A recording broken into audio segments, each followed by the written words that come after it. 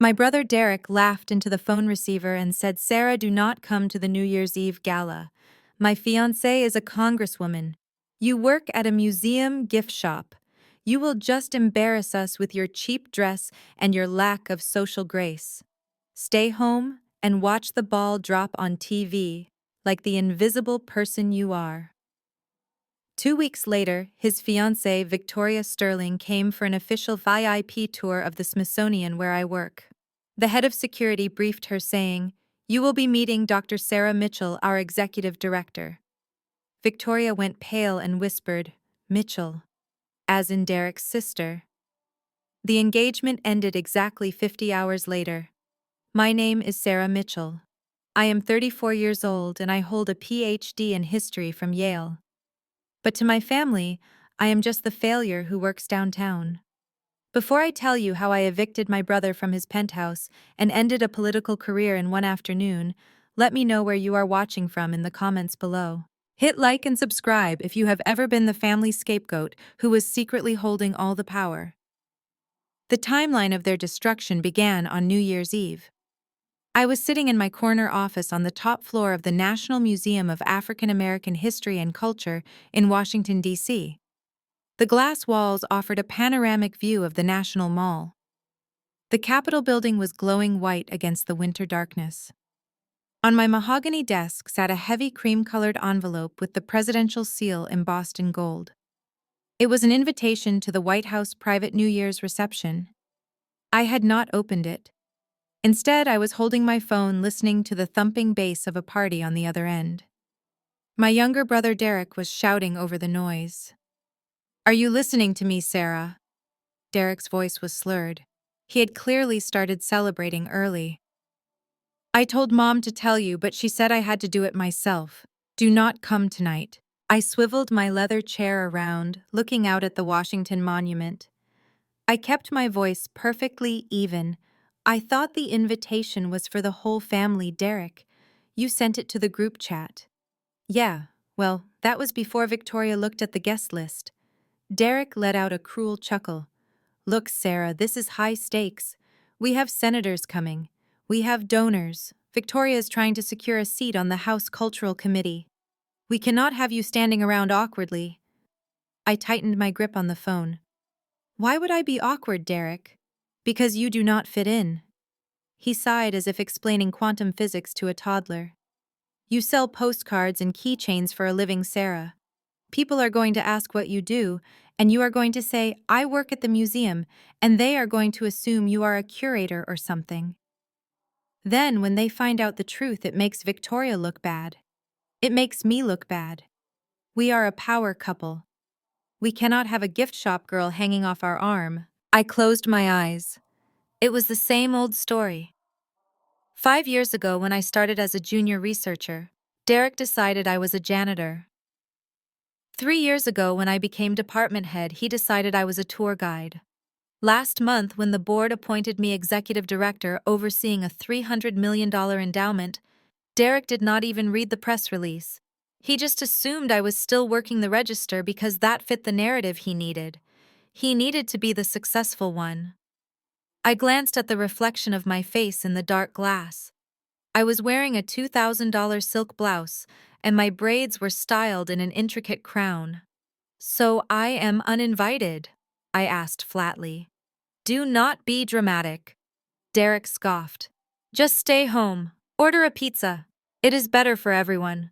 Victoria barely tolerates you anyway. She thinks you are painfully plain. Oh, and hey, since you are saving money on a dress, transfer me $200.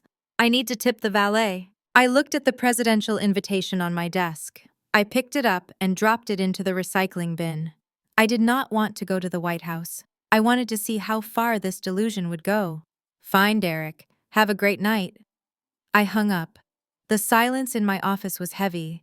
Just then, my assistant Chloe knocked on the glass door. She looked apologetic.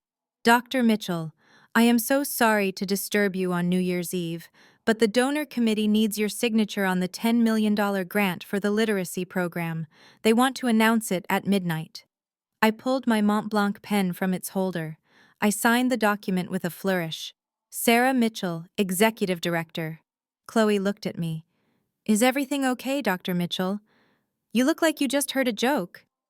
I did, Chloe. I smiled and it did not reach my eyes. My brother just told me I am not classy enough to party with politicians. Chloe looked at my signature on the $10 million check and then back at me. She laughed nervously. He is joking, right? He knows you literally run this city's cultural scene, right? He has no idea, Chloe. And we are not going to tell him. Not yet. I turned back to the window. My phone buzzed again. This time the picture on the screen was my mother, Louise Mitchell. I took a deep breath. If Derek was the bullet, my mother was the gun. Hello, Mother. Sarah, why are you upsetting your brother? Her voice was shrill. Derek just texted me saying you were guilt-tripping him about the party. Why must you always be so difficult? I rubbed my temples. I am not being difficult. He uninvited me because he thinks I am an embarrassment. Well, can you blame him? Mom huffed. Victoria is a congresswoman, Sarah. She is important. She is beautiful. She is going places. Derek is going places. He is an entrepreneur. He needs to maintain an image. You know how hard he works. I almost laughed out loud. Derek had not worked a real day in his life. He called himself a venture capitalist, but his only capital came from me. Mom, he is 30 years old, and he has never held a job for more than 6 months. That is not true. He is building his network. Mom snapped, defensiveness dripping from every word. You are just jealous. You have always been jealous of him because he shines, and you are just steady.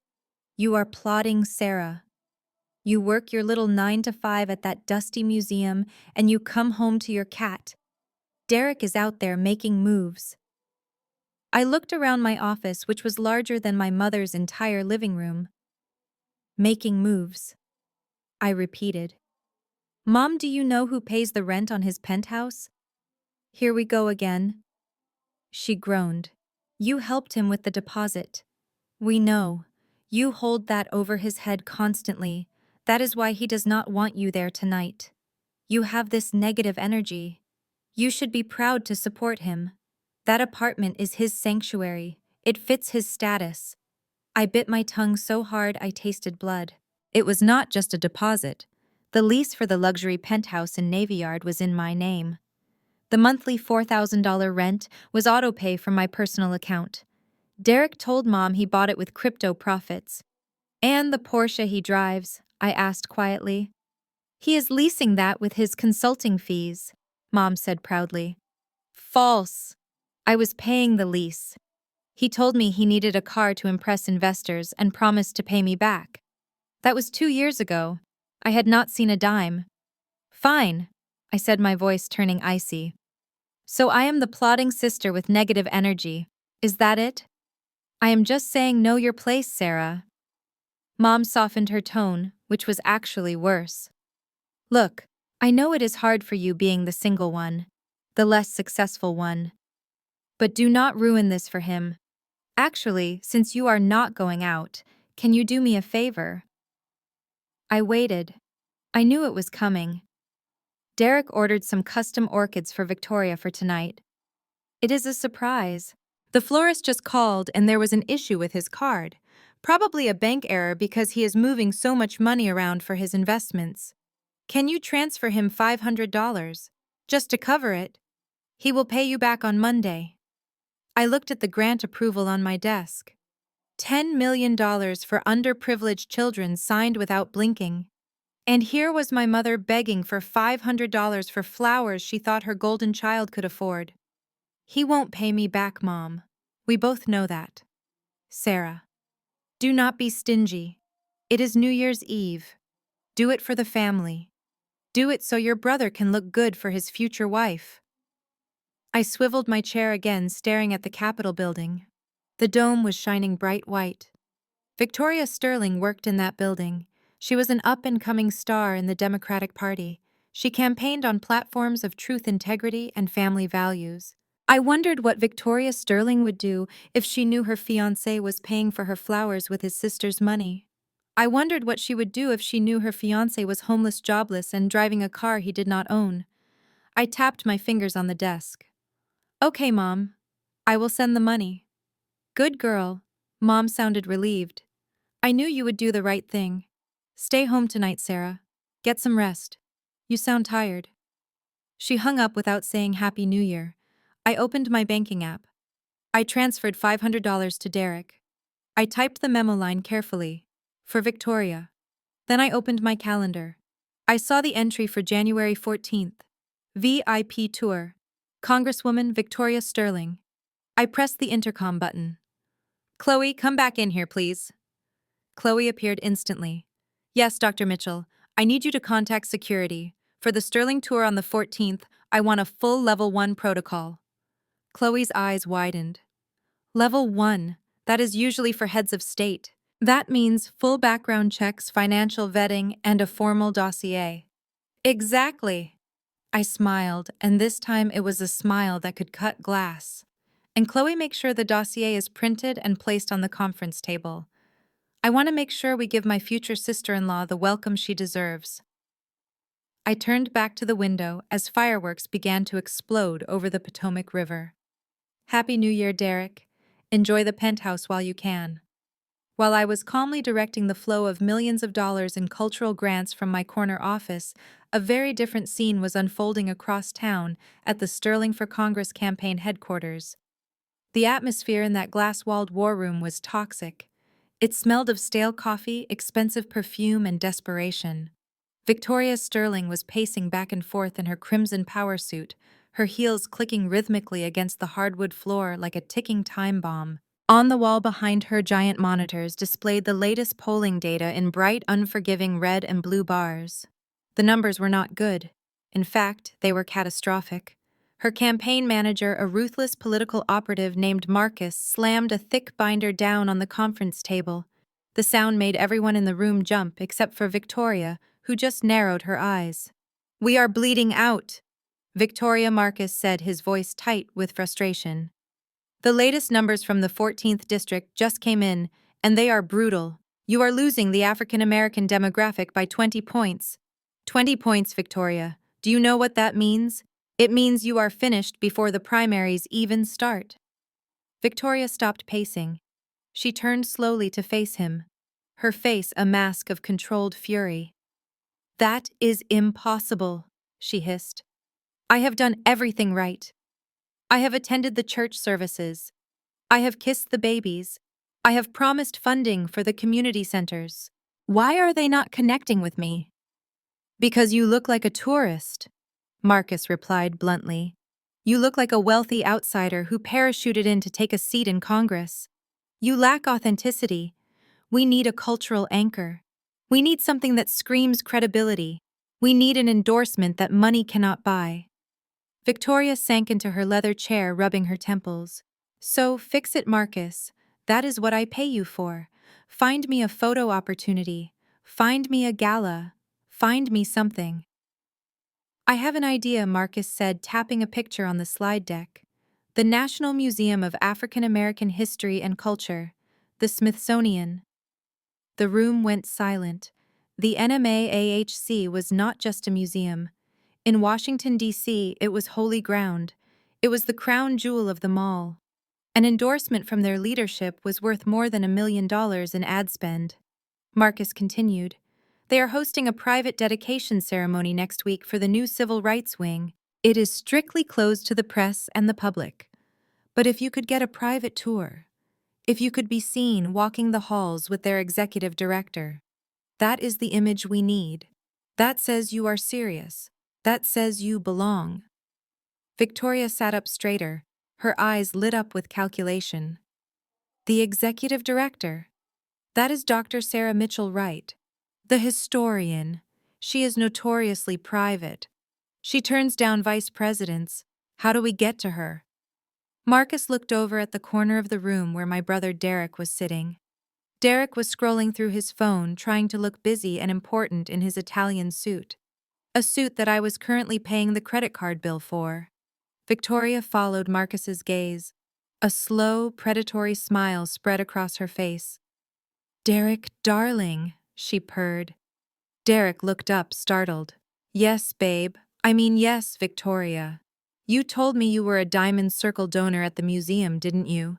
You said you had deep connections there. You said you were practically family with the board members. Derek froze. I could imagine the cold sweat breaking out on the back of his neck. He had indeed told her that. It was one of the many lies he used to build his facade of wealth and influence.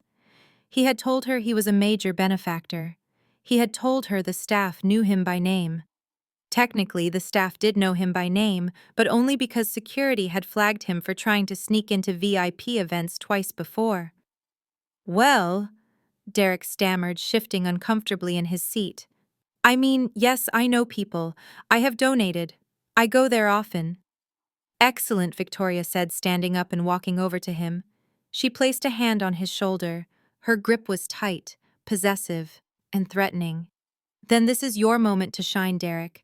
I need a private meeting with Dr. Mitchell. Not a public tour, a private sit-down. I need it arranged for tomorrow. Derek swallowed hard. His Adam's apple bobbed nervously. Tomorrow. That is really short notice, Victoria. Dr. Mitchell is very busy. She travels a lot. Maybe we could send an email through official channels. Victoria's hand moved from his shoulder to his tie. She tightened it just slightly, a subtle act of dominance that went unnoticed by the rest of the room, but screamed danger to Derek. We do not have time for emails, Derek. The polls are dropping now. You said you were a player in this town. You said you could open doors for me.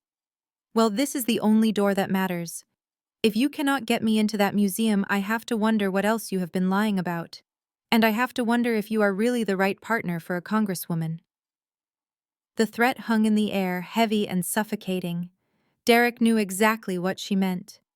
Without Victoria, he was nothing. He had no job, no assets, no future.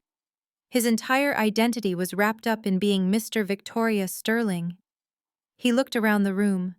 Everyone was watching him. Marcus looked skeptical. The interns looked bored. Victoria looked lethal. He had no choice. He had to double down on the lie. Of course I can do it, he said, his voice cracking slightly before he cleared his throat. I will make a call. I have a contact on the inside. A lower-level employee who owes me a favor. She can get us in the back door. Once we are inside, I will charm the director myself. Victoria released his tie and patted his cheek. Good boy. Make it happen. Do not disappoint me, Derek. I do not forgive disappointment. She turned back to her team, barking orders about press releases and social media strategy. Derek sat there for a moment, paralyzed by the corner he had painted himself into. He pulled out his phone. His hands were shaking. He knew only one person who worked at the museum. Me. But in his mind, I was still just the loser sister, the gift shop girl, the ticket scanner.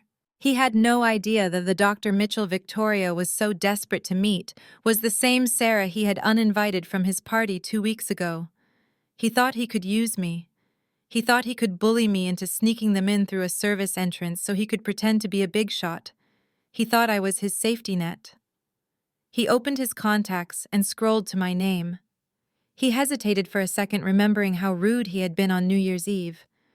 But his desperation was stronger than his shame. He typed out a text but deleted it. No, he needed to call. He needed to assert dominance. He needed to make sure I knew who was in charge. He stood up and walked out into the hallway, dialing my number. On the other side of the city, my phone buzzed on the mahogany desk. I saw his name on the caller ID. I let it ring twice before picking up. I knew exactly what he wanted, and I knew exactly how I was going to give it to him. The trap was set, and he was walking right into it. The vibration of my phone on the marble countertop sounded like a drill in the quiet of my apartment. I looked at the screen. It was Derek again. It had been exactly 20 minutes since he hung up on me after uninviting me to his party. Now he was calling back. I swirled the Pinot Noir in my glass and watched the red liquid coat the sides. I knew exactly why he was calling. The panic in his voice earlier had been palpable. He had painted himself into a corner with his lies, and now he needed the sister he despised to be his escape hatch. I let it ring 3 times, 4 times.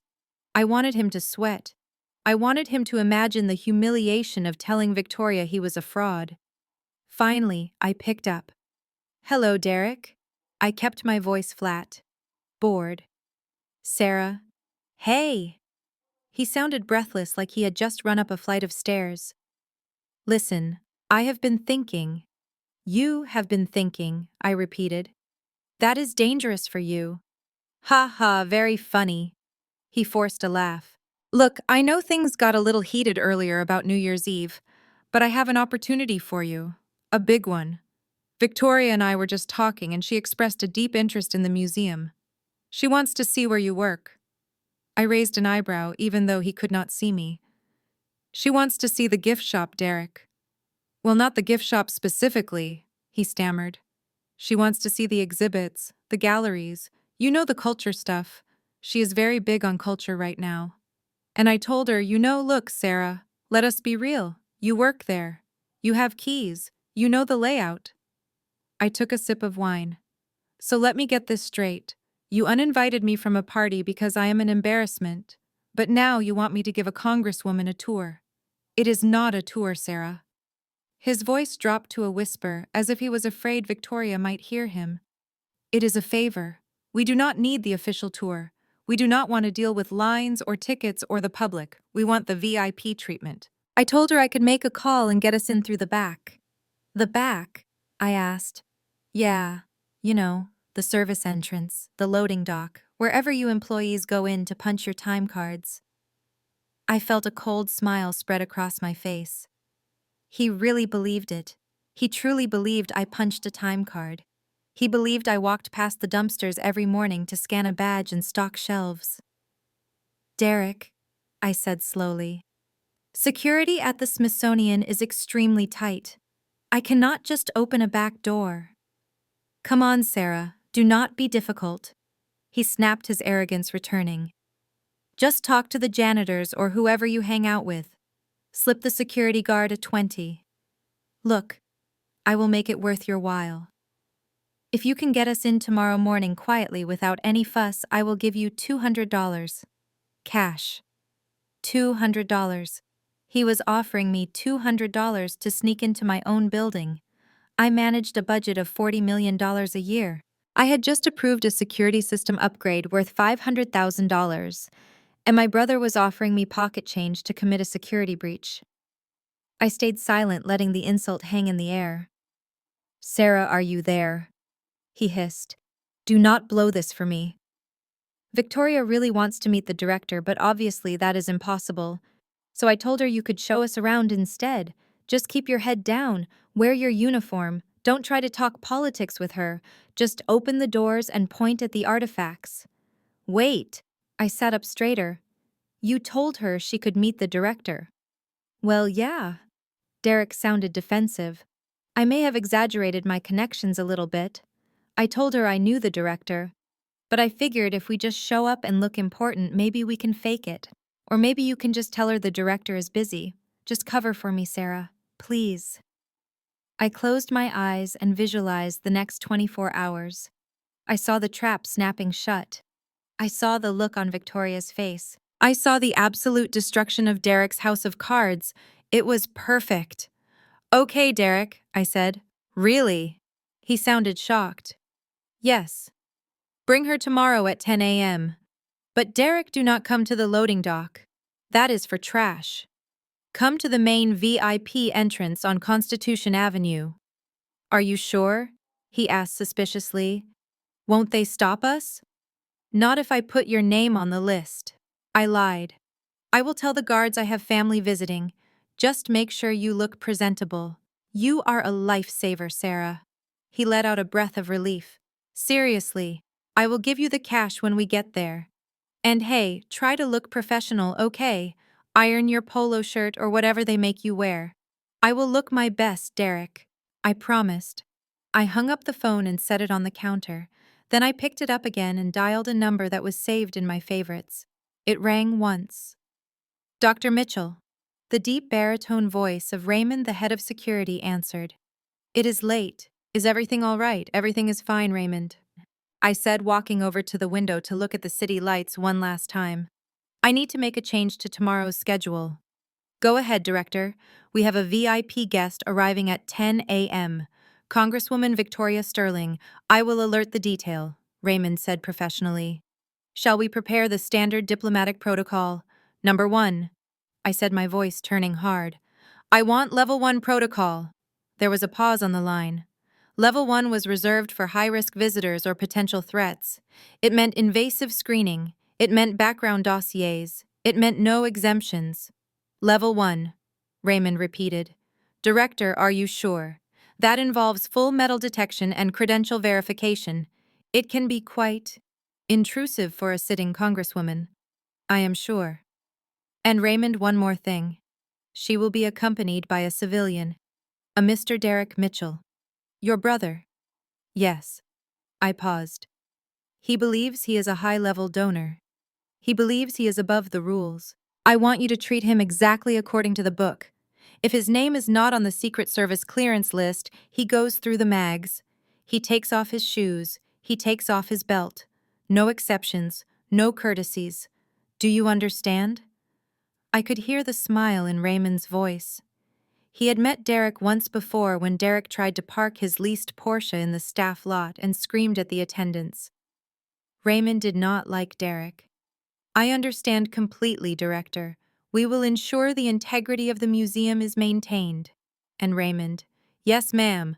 Prepare the financial dossier on the Mitchell Family Trust, the one with the real estate deeds and the car leases. Have it printed and bound. Put it on the conference table in the executive boardroom. I think we are going to need it for the presentation. Consider it done, Dr. Mitchell. I ended the call. I walked to my closet and pushed aside the casual clothes. I reached for the back where I kept my power suits. I pulled out a tailored cream-colored suit that cost more than Derek's entire wardrobe. I pulled out the vintage diamond brooch my grandmother had left me. Derek wanted me to wear my uniform. He wanted me to look professional. I would give him exactly what he asked for. Tomorrow he would not see his sister, the gift shop girl. He would see Dr. Sarah Mitchell, the woman who held his life in the palm of her hand, and he was going to watch her close her fist. The morning sun hit the bronze lattice of the museum exterior, casting long, intricate shadows across Constitution Avenue.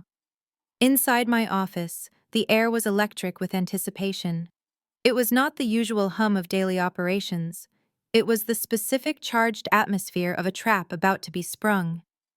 I stood in front of the full-length mirror in my private bathroom. I was not dressing for a day at the office. I was dressing for a coronation, or perhaps an execution. I chose my outfit with the precision of a general selecting armor. It was a bespoke ivory suit tailored to perfection in Milan. The fabric was crisp and authoritative, standing in stark contrast to the deep melanin of my skin. It was a suit that screamed power. It was a suit that said I did not answer to anyone. But the centerpiece was not the suit. I opened a small velvet box on the vanity. Inside lay a vintage gold sunburst brooch encrusted with small but flawless diamonds. It had belonged to my great-grandmother, who had been a domestic worker her entire life to buy this one piece of dignity. My mother had tried to take it from me last Christmas. She had demanded I give it to Victoria as an engagement gift. She said, Victoria deserves it, Sarah. She is going to be in the public eye. You just sit in an office. Jewelry like that is wasted on you. I had refused. It was the first time I had ever said no to them. And today I pinned that brooch to my lapel right over my heart. It was a symbol. I was not just fighting for myself. I was fighting for every Black woman who had been told to shrink so someone else could shine. I walked out into the main suite where my team was waiting.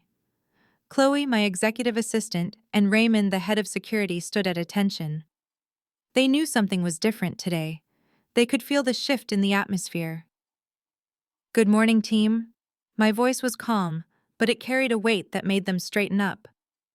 Good morning, Dr. Mitchell, they replied in unison. Review the protocol for 10 a.m. I commanded, walking to my desk and running a hand over the leather surface. Chloe stepped forward, consulting her tablet. We have Congresswoman Sterling and Mr. Derek Mitchell arriving at the VIP entrance. I will greet them personally. I will address the Congresswoman by her full title. I will offer her refreshments and escort her to the history galleries. And, Mr. Mitchell? I asked. Chloe looked up, her eyes dancing with a hint of mischief. I will treat Mr. Mitchell as accompanied baggage. I will not address him unless necessary. I will not offer him the VIP pass. He will be issued a temporary visitor badge, the paper kind with the sticky back. Perfect. I nodded. And make sure you correct him if he tries to assert authority. Do it politely, brutally polite. I turned to Raymond. And security. Raymond crossed his huge arms. His face was stone. We have the metal detectors calibrated to the highest sensitivity setting. If he has so much as a foil gum wrapper in his pocket, it will go off. We will require him to remove his belt, his shoes, and his watch. We will make him empty his pockets into the gray plastic bin. And if he protests, I asked. If he protests, we will remind him that federal regulations require strict screening for anyone not on the official clearance list. Raymond smiled a slow, predatory smile. And since you did not put him on the list, Dr. Mitchell, he is just another civilian off the street. Excellent. I walked to the window looking down at the street below. I could see the black SUVs starting to pull up. The press was already gathering, sensing a story. There is one more thing, I said, turning back to them. When you bring them to the boardroom for the final meeting, I want the door closed. I want the blinds drawn. And I want the financial dossier on the table. The thick one. Done, Raymond said. They left the room to take their positions. I was alone again. I took a deep breath, inhaling the scent of expensive leather and old paper. This was my sanctuary. This was the kingdom I had built with my own 2 hands while my family was busy calling me worthless. My phone buzzed on the desk. It was a text from Derek. I picked it up. We are 5 minutes away. Victoria is nervous. Do not mess this up, Sarah. And for God's sake, do not wear that ugly blue polo shirt with the logo. Wear something decent. Try to look like you can afford to be in the same room as us. I looked at my reflection in the dark glass of the window. The ivory suit glowed in the light. The diamonds on my grandmother's brooch sparkled like cold fire. I typed back 2 words. See you. I dropped the phone into my pocket. I did not need to be nervous. I did not need to be afraid. I was the executive director of the Smithsonian National Museum of African American History and Culture, and school was about to be in session. From my vantage point on the 5th floor, the scene unfolding on Constitution Avenue looked like a silent movie. I stood with my forehead resting against the cool glass of the floor-to-ceiling window, looking down at the stage I had set. The morning sun was bright and unforgiving, reflecting off the polished black paint of the 2 SUVs that pulled up to the curb. It was 10:00 exactly. Victoria Sterling was punctual. I had to give her that. A swarm of press photographers had already gathered. My marketing team had leaked the information that the Congresswoman would be making a significant cultural visit today. Derek probably thought the press was there for him. He probably thought this was his red carpet moment. I watched as the door of the first SUV opened. Derek stepped out first. Even from 5 stories up, I could see the arrogance in his posture. He buttoned his suit jacket, the Italian wool that I had paid for, and smoothed his tie. He paused for a moment, looking left and right, soaking in the attention of the cameras. He waved at a photographer who was actually adjusting his lens and not looking at him at all. Then he reached back into the car and offered his hand to Victoria. She emerged, looking every inch the politician, in a sharp navy blazer and pearls. She flashed her practiced campaign smile to the crowd. Derek placed his hand on the small of her back, guiding her forward with a possessive air. He was playing the role of the power broker perfectly. He leaned in to whisper something in her ear, probably pointing out the architecture or claiming he knew the architect personally. They began to walk toward the museum. There were 2 entrances. To the right was the main public entrance, where a line of tourists had already formed, winding around the block. To the left was the VIP and diplomatic entrance, marked by a red velvet rope and a gold sign. It was guarded by two uniformed officers, and Raymond, my head of security, who stood like a granite statue holding a digital clipboard. Derek steered Victoria confidently toward the velvet rope. He walked with a strut that made my stomach turn. It was the walk of a man who had never been told no. He barely looked at the tourists standing in line, acting as if they were invisible. He was focused entirely on the VIP door, the gateway to the elite status he craved so desperately. I took a sip of my espresso and watched the collision happen. As Derek reached for the velvet rope to unhook it himself, Raymond stepped forward. He did not shout. He did not make a scene. He simply positioned his massive frame between Derek and the door. I could not hear the words through the thick glass, but I knew the script. We had rehearsed it. Down on the sidewalk, Derek stopped. He looked annoyed. He gestured toward Victoria, speaking rapidly. I could see him pointing at his chest. "I am with her." Raymond shook his head slowly. He looked down at his clipboard. He tapped the screen with a stylus and then looked back at Derek. "No." Victoria stopped smiling. She looked from Derek to Raymond. She said something to the security chief, probably asserting her title. Raymond nodded respectfully to her. He unhooked the rope. He gestured for her to enter, but when Derek tried to follow, Raymond put a hand up, a flat palm, the universal sign for stop. Derek's composure cracked. He flailed his arms. He pointed at the building. He pointed at the car. The photographers, sensing drama, turned their lenses away from the building and zoomed in on the argument. Flashbulbs began to pop like strobe lights. I pressed the intercom button on my desk. "Audio," I commanded. A moment later, the feed from the security cameras at the entrance filled my office speakers. The silent movie suddenly had sound. "This is absolutely ridiculous." Derek's voice was shrill, rising in panic. "Do you know who I am? I am a Diamond Circle donor. I am personal friends with Dr. Mitchell. I am the fiancée of Congresswoman Sterling. I apologize, sir." Raymond's voice was calm, deep, and unbothered. "Congresswoman Sterling has full diplomatic clearance. Her name is on the pre-approved list. She may proceed to the executive elevator." "Then let me through." Derek stepped forward, trying to push past. "Sir, step back." Raymond did not move an inch. "Your name is not on the clearance list. There must be a mistake. Check it again. Check under Mitchell." "Derek. Or maybe under Sterling." "I have checked the entire database, sir," Raymond said, looking him dead in the eye. "You are listed as an accompanying civilian. Federal regulations for this facility are very strict. Only pre-cleared individuals may use the diplomatic entrance. All other guests must proceed to the general screening area." General screening. Derek gasped as if Raymond had asked him to swim through sewage. "You want me to stand in line?" "You do not have to stand in the general line, sir. We can expedite you to the front of the screening queue, but you must go through the metal detectors and the X-ray machine." Victoria intervened, her voice tight.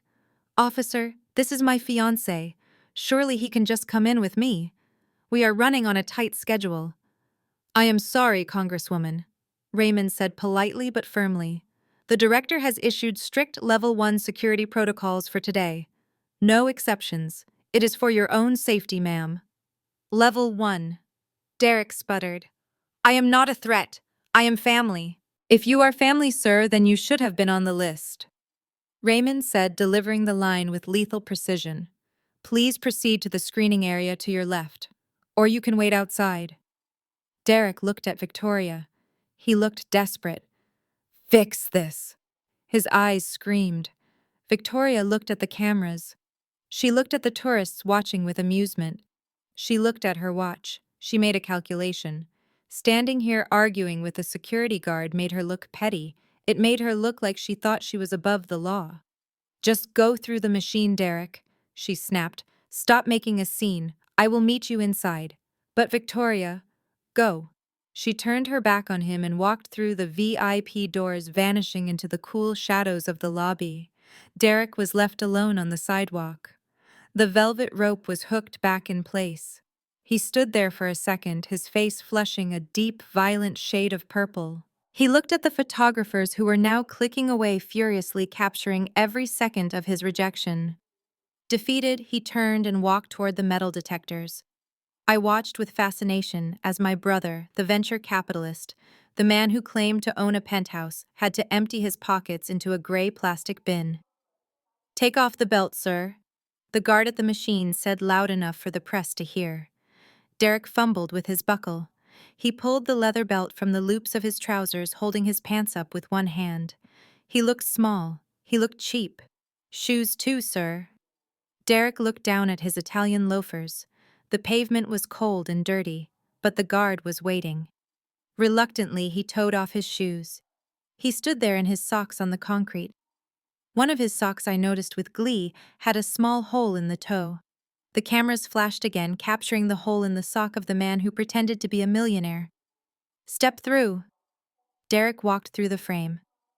Beep. "Back up, sir. You still have metal on you." "It is my watch," Derek snarled. "It is a Rolex. I am not putting it in the bin. It will get scratched. In the bin, sir, or you do not come in." I watched as he unclasped the watch, which I knew was a high-quality replica and not a real Rolex, and dropped it into the plastic tray next to his keys and his phone. He stepped through again. This time silence. He scrambled to gather his things on the other side, hopping on one foot to put his shoe back on, trying to rethread his belt with shaking hands. He looked like a disheveled mess. The star power he had arrived with had evaporated completely, leaving behind a sweaty, anxious man in an ill-fitting suit. I turned off the audio feed. The show was just beginning. I walked back to my desk and sat down.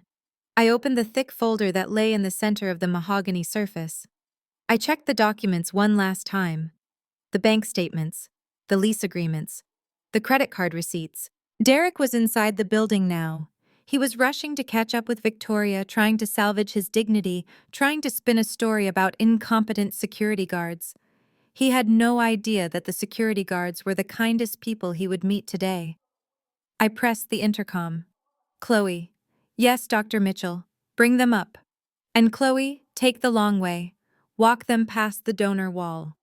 I want Derek to see that his name is not on it." "Yes, ma'am." I clasped my hands together and waited. My brother was coming to see the director, and the director was ready to see him. I watched the security feed on my ultra-wide monitor as the elevator doors slid open on the third floor. It was painful to watch, but I could not tear my eyes away.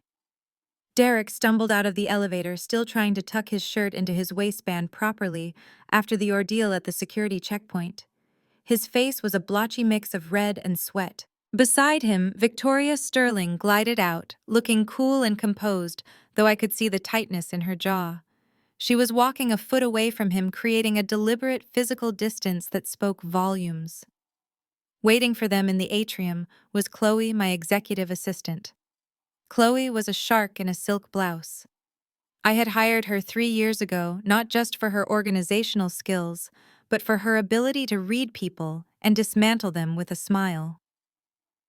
She stood with her hands clasped in front of her, holding a single, leather-bound VIP folder. Just one. I turned up the volume on the speakers. "Congresswoman Sterling." Chloe stepped forward, ignoring Derek completely. "On behalf of the National Museum and the Smithsonian Institution, welcome. It is an honor to have you with us today. Thank you." Victoria took the folder Chloe offered. She glanced at Derek, who was standing there waiting for his greeting. It never came. Chloe turned on her heel. "If you will follow me, Congresswoman, we have prepared a curated route through the segregation-era exhibit. The director thought this would be most relevant to your upcoming committee hearings on civil rights legislation." Chloe began to walk. She set a brisk pace. Victoria followed. Derek had to jog a little to catch up, looking like a lost puppy. "Hey!" Derek called out, his voice echoing too loudly in the hushed gallery. "Hey, excuse me, miss. Do I get a folder too?" Chloe stopped. She turned her head slowly, not moving her body, just her neck. Her expression was one of polite confusion, as if a piece of furniture had suddenly spoken to her. "My apologies, sir," Chloe said, her voice dripping with artificial sweetness. These briefing materials contain sensitive internal data regarding our acquisition budget and future exhibits. They are restricted to cleared government officials and high-level donors. I did not have clearance to print a copy for you. Derek bristled. I told you I'm a donor. I am a Diamond Circle member. Chloe smiled. It was a terrifying smile. Of course, sir. I am sure you are. Shall we continue, Congresswoman? They moved deeper into the exhibit. I leaned back in my chair, sipping my sparkling water. This was better than any movie. They entered the hall housing the segregated Southern Railway car, one of our most powerful artifacts. It loomed large and imposing, a physical testament to a divided history. Derek, sensing the silence stretching too long, decided it was time to prove his worth. He wanted to show Victoria that he belonged here, that he was an intellectual equal to the historians and curators. He stepped in front of the exhibit, blocking Victoria's view of the plaque. Wow, Derek said, nodding solemnly. This is powerful stuff, babe. Really powerful. This is the actual train from the Underground Railroad. You know Harriet Tubman used this to smuggle slaves to the north. That is why they call it the Underground Railroad, because they used these trains in tunnels. I choked on my water. On the screen I saw Victoria freeze. She looked at Derek with a mixture of horror and disbelief. She opened her mouth to correct him, but Chloe beat her to it. Chloe did not laugh. She did not scoff. She simply adjusted her glasses and spoke in a voice that carried perfectly in the quiet room. Actually, sir, Chloe said, this is a Jim Crow-era railcar from the 1920s. The Underground Railroad was not a literal railroad with trains and tracks. It was a network of safe houses and secret routes used in the mid-19th century. Harriet Tubman passed away in 1913, well before this railcar was manufactured. The silence that followed was deafening. A group of high school students on a tour nearby stopped and looked over.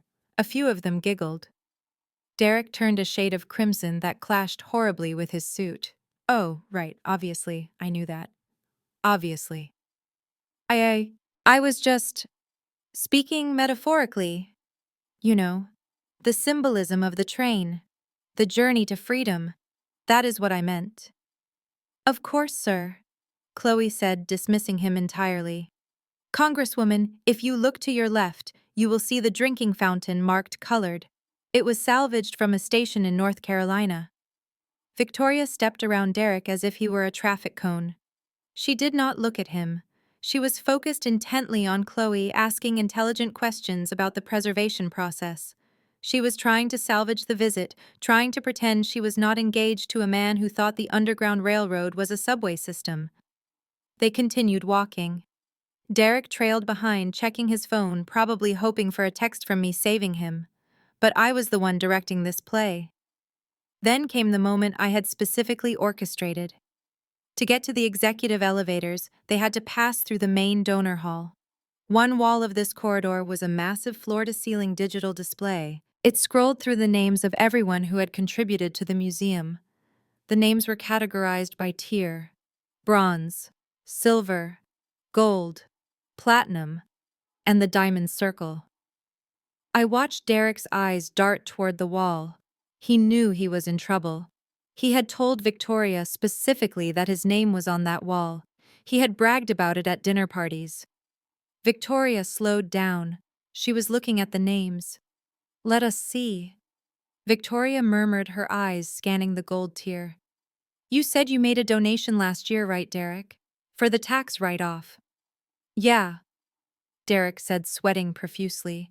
It was a big one. It should be right there. Victoria scanned the M section.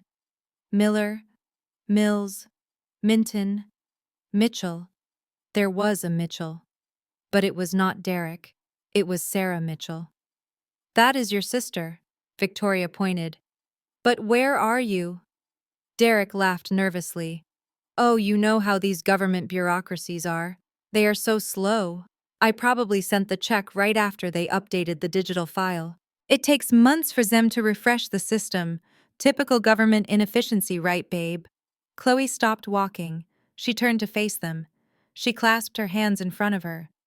Actually, sir, Chloe said softly, this is a live feed from our central accounting database. It updates in real time. If you donated $500 5 minutes ago, your name would be on the bottom of the bronze list by now. We take great pride in our transparency. Victoria stopped looking at the wall. She turned slowly to look at Derek. Her eyes were cold. The warmth, the affection, the partnership, it was all draining away, leaving behind the calculating gaze of a politician who realizes she is holding a liability. Derek shifted his weight from foot to foot. Well, maybe there was a glitch. Maybe it was anonymous. Sometimes I check the anonymous box by mistake. You know I do not like to brag about my wealth. Victoria took a step closer to him. She leaned in. She was close enough to kiss him, but her body language was lethal. I turned the volume up to maximum. I needed to hear this. Victoria lowered her voice to a hiss that was sharper than a knife. Derek, she whispered, you told me you were a gold sponsor. You told me you had the director on speed dial. You told me you owned this town. Victoria, listen. Why does the staff treat you like a nuisance, Derek? She cut him off. Why do you not know the difference between a train and a network of safe houses? And why is your name not on that wall? It is a mistake, Victoria, I swear. Sarah probably messed with the system. She is jealous. Stop it, Victoria snapped. Just stop talking. You are embarrassing me. You look like a fool, and you are making me look like a fool. She pulled back, smoothing her blazer. We are going to meet your sister now. Victoria said, her voice regaining its professional mask. And if this meeting does not go perfectly, if there is one more lie, Derek, just one more, we are going to have a very different conversation when we get to the car. She turned to Chloe. Take us to the director, please. We are done with the tour. Chloe nodded. Right this way, Congresswoman. The elevator is waiting. I watched them step into the elevator. The doors closed, sealing them in a small metal box together. I could only imagine the silence during the ride up. I stood up from my desk. I walked to the mirror and checked my reflection one last time. I adjusted the diamond brooch. I smoothed my lapel. I walked over to the long conference table and sat down at the head. I placed my hands on the leather folder containing the deeds, the leases, and the bank statements. The elevator chimed down the hall. Footsteps approached on the plush carpet. My brother was coming to impress the director. I smiled. Showtime. The air in the private waiting room of the executive suite was cold and smelled of fresh lilies.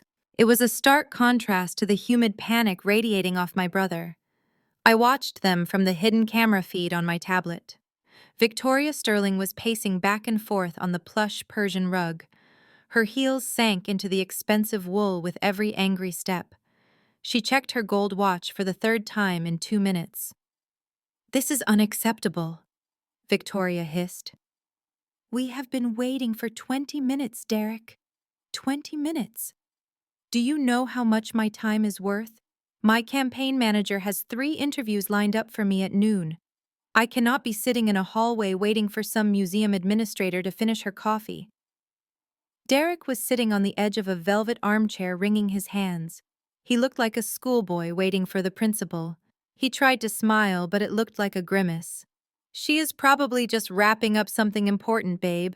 You know how these big institutions are, lots of red tape.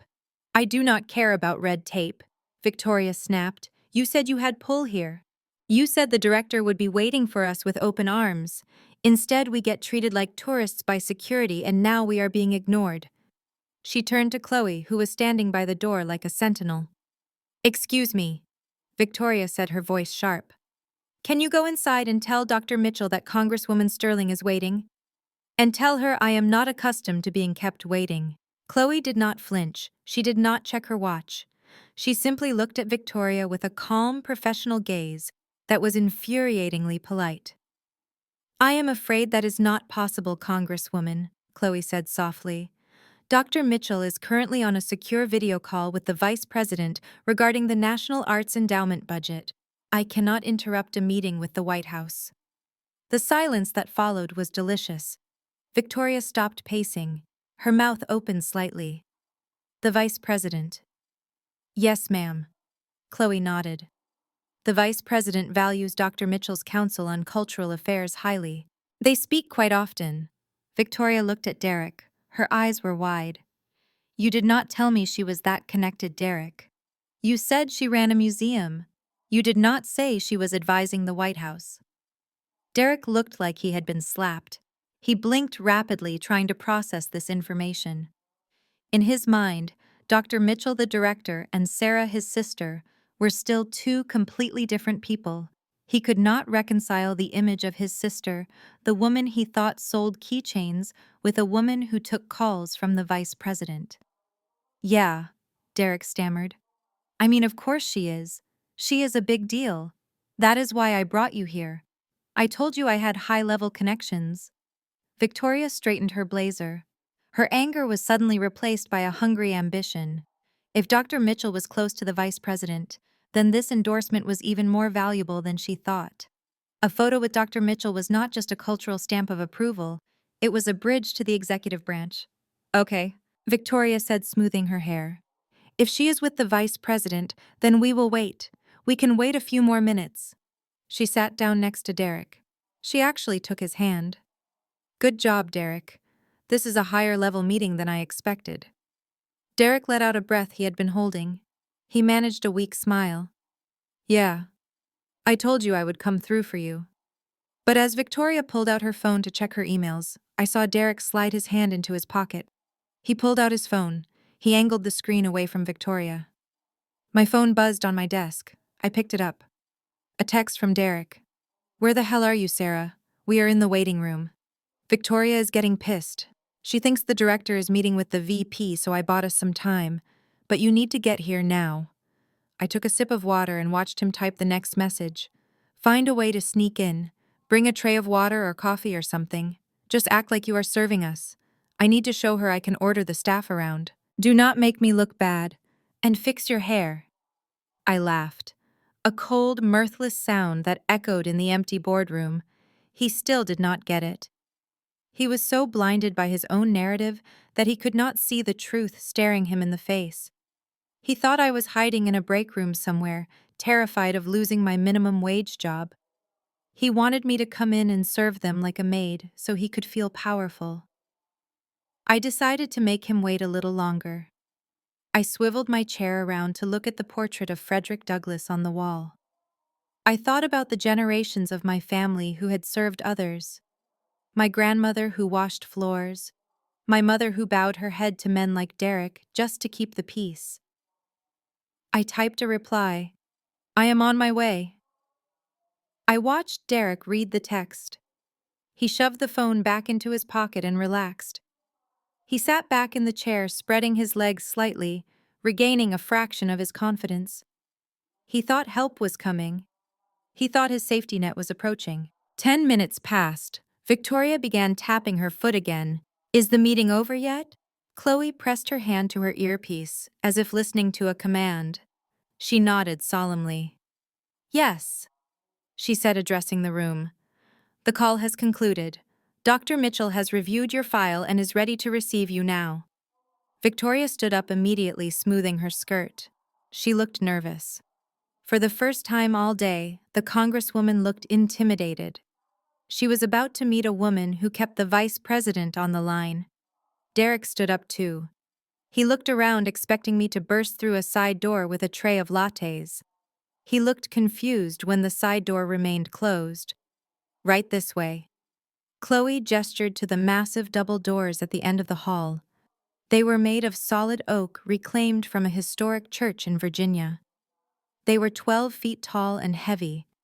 They were doors designed to make anyone who walked through them feel small. Chloe walked to the doors. She placed her hand on the brass handle. Derek leaned into Victoria. Let me do the talking, babe. I know how to handle her. We have a rapport. Victoria ignored him, fixing her eyes on the wood grain. Chloe pushed the doors open. They swung inward with a heavy, majestic sound, revealing the inner sanctum. The boardroom was vast, with floor-to-ceiling windows overlooking the National Mall. The light poured in, creating a silhouette of the figure sitting at the head of the 30-foot-long mahogany table. The figure was not standing to greet them. The figure was seated in a high-backed leather chair turned slightly toward the view. "Please enter," Chloe said, stepping aside. Victoria walked in first, her heels clicking on the marble floor. Derek followed, scanning the corners of the room, looking for his sister, the servant.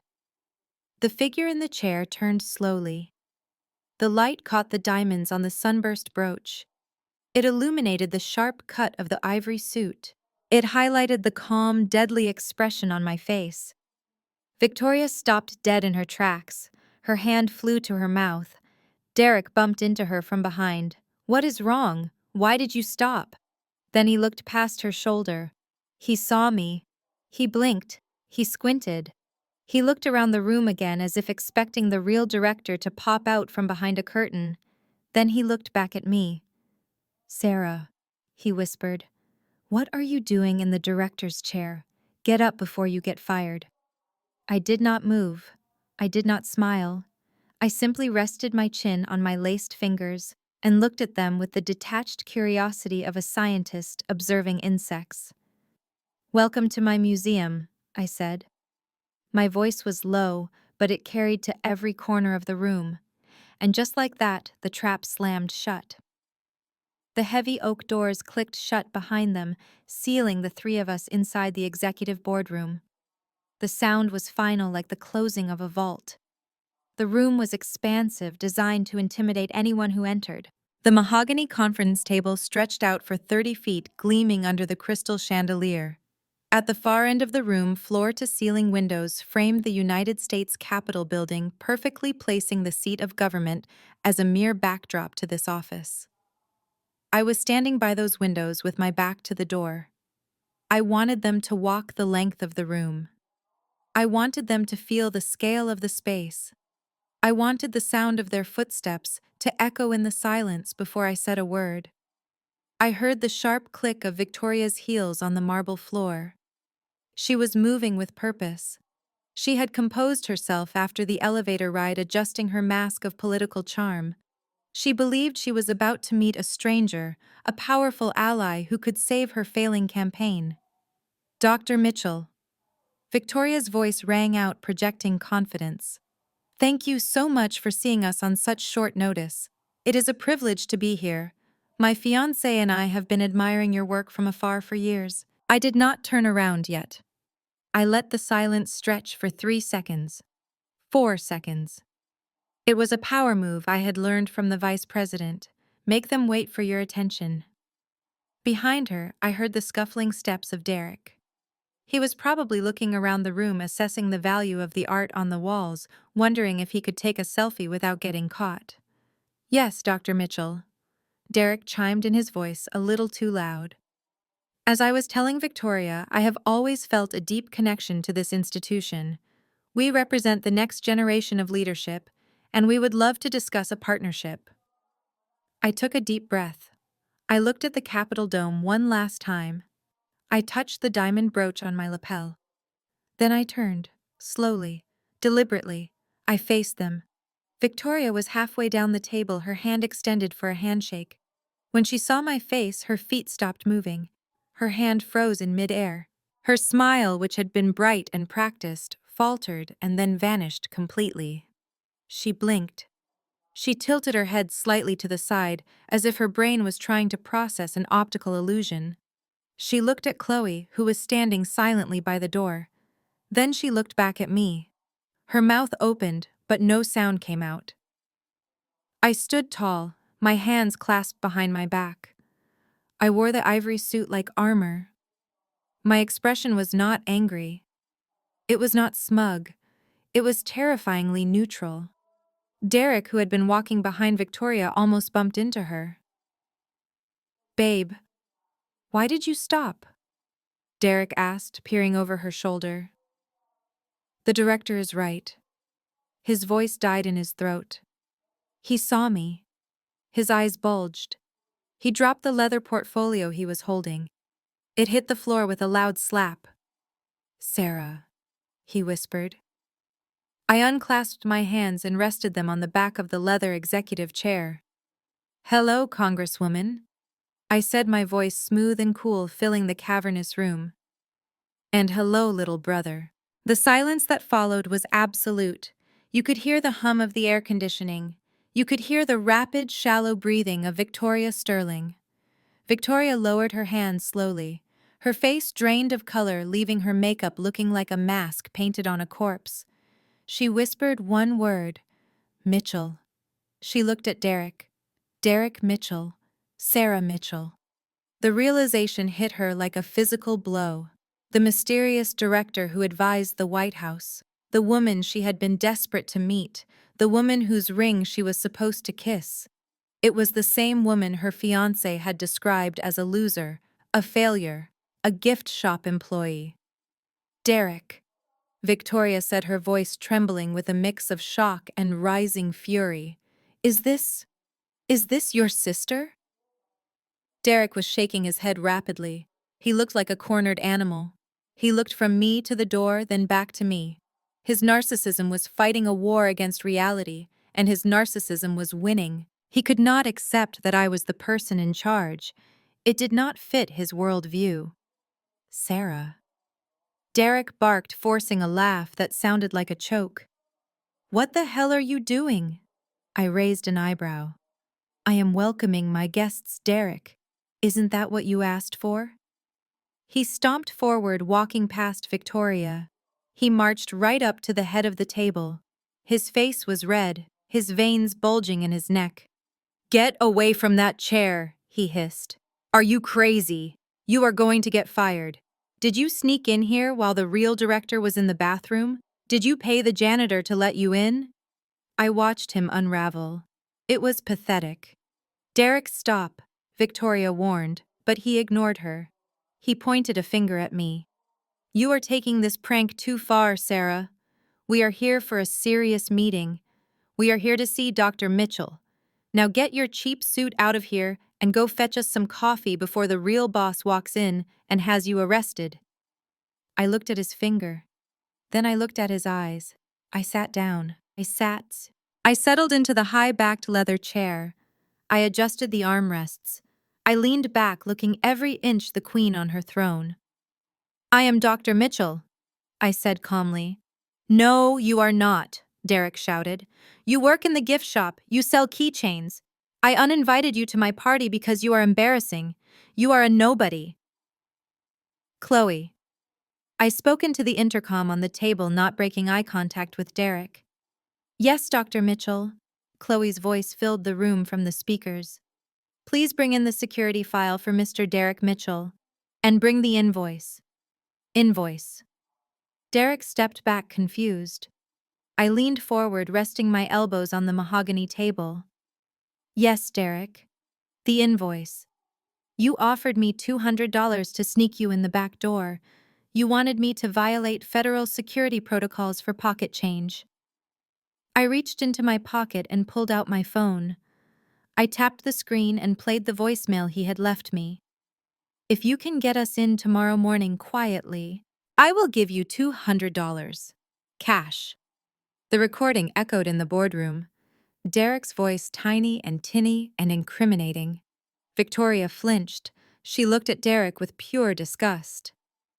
So, I continued, turning off the recording. You got the tour. You got the VIP access. You are standing in the executive boardroom. I believe you owe me money, Derek. Where is my $200? Derek's mouth opened and closed like a fish. He looked at Victoria pleadingly. Babe, she is lying.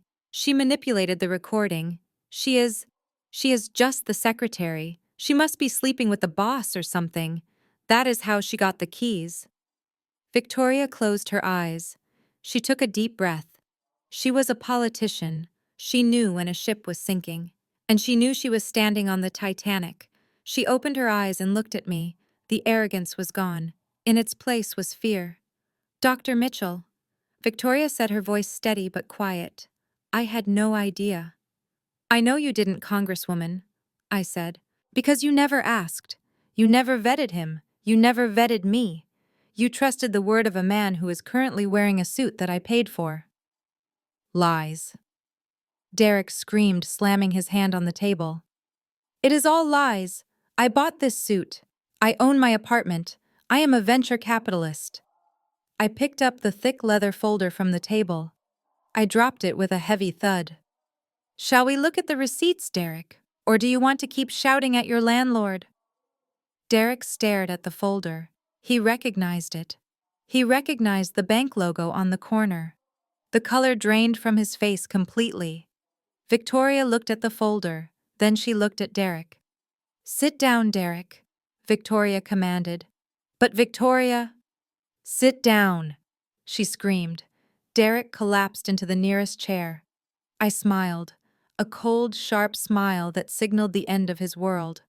Now, I said, opening the folder, let us discuss the future of your campaign, Congresswoman. And let us discuss why the Smithsonian will never endorse a family built on fraud. I sat there in the leather executive chair and watched my brother unravel. It was a fascinating study in human psychology. When faced with an undeniable truth, Derek did not accept it. Instead, he doubled down on the lie. He was shouting now, his hands waving frantically in the air, trying to weave a new reality out of thin air. She is crazy, Victoria, Derek yelled, spinning around to face his fiancée. You know how she is. I told you she has mental health issues. She probably snuck in here to clean the room and sat in the chair. Sarah, get up right now. Get up before I call the police. I did not flinch. I did not blink. I did not even look at him. I simply reached out a manicured hand and pressed the button on the intercom system. Chloe, I said softly. Yes, Dr. Mitchell? The voice came through instantly crisp and respectful. Please bring in the file. The black one. And send in a glass of water for the Congresswoman. She looks like she is about to faint. I released the button. Derek stopped shouting. He looked at the intercom, then at me, then at the heavy oak doors. Victoria was standing very still. She was not looking at Derek anymore. Her eyes were fixed on the crystal nameplate sitting on the edge of the desk. She had been too agitated to notice it before, but now she was staring at it. It read, Dr. Sarah Mitchell, Executive Director. It was etched in heavy glass. It was not a prop. It was not something I had printed out at home. Victoria reached out a trembling hand and touched the cold glass of the nameplate. She ran her finger over the letters. Derek, Victoria whispered. Her voice was barely audible, but it cut through the room like a razor. Derek rushed to her side, grabbing her arm. Don't look at that. She planted that there. It is a fake. Listen to me, babe. We need to leave. This place is weird. Sarah is having an episode. Let's just go to the car. Victoria ripped her arm away from his grip. She did it with such violence that Derek stumbled back. She looked at him, and for the first time I saw the politician vanish and the woman appear. She looked betrayed. She looked humiliated, but mostly she looked terrified. She planted a nameplate, Derek, Victoria asked, her voice rising. Did she plant the security guards who salute her? Did she plant the assistant who treats her like royalty? Did she plant the Vice President of the United States on a video call? It was a trick. Derek pleaded, sweat pouring down his face. It was a recording. Sarah is good with computers. She is trying to sabotage us. The double doors opened. Chloe walked in. She was carrying a black leather portfolio and a crystal glass of water on a silver tray. She walked past Derek as if he were a potted plant. She placed the water gently in front of Victoria. Then she walked to the head of the table and placed the portfolio in front of me. Is there anything else, Dr. Mitchell? Chloe asked. No, thank you, Chloe. You may wait outside. Chloe nodded and left, closing the doors softly. I opened the portfolio. Inside were the documents that proved who owned the building we were standing in. It also contained the ethics charter of the Smithsonian Institution. I looked up. I am Dr. Sarah Mitchell, I said.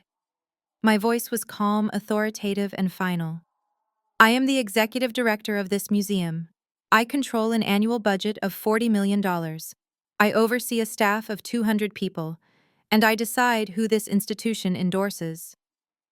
I turned my gaze to Victoria. Congresswoman Sterling, I continued. I heard through the grapevine that your campaign is struggling. I heard you came here today hoping for a partnership, hoping for a photo opportunity that would prove to your voters that you are connected to the community. Victoria nodded slowly. She was unable to speak. It is a shame, I said, closing the file with a soft thud. Because the Smithsonian has a very strict code of ethics. We value truth, we value integrity, and we have a zero-tolerance policy for fraud. I stood up. I walked slowly around the desk until I was standing just a few feet away from them. I cannot partner with liars, Congresswoman. And I certainly cannot partner with a woman who cannot even see that the man she is marrying is a con artist. The words hung in the air. Derek let out a nervous, high-pitched laugh. Okay, okay. Good joke, Sarah. You made your point. You got a promotion. Congrats. We are really proud of you. Now can we just take the picture? Victoria is busy. He reached out to grab Victoria's hand again.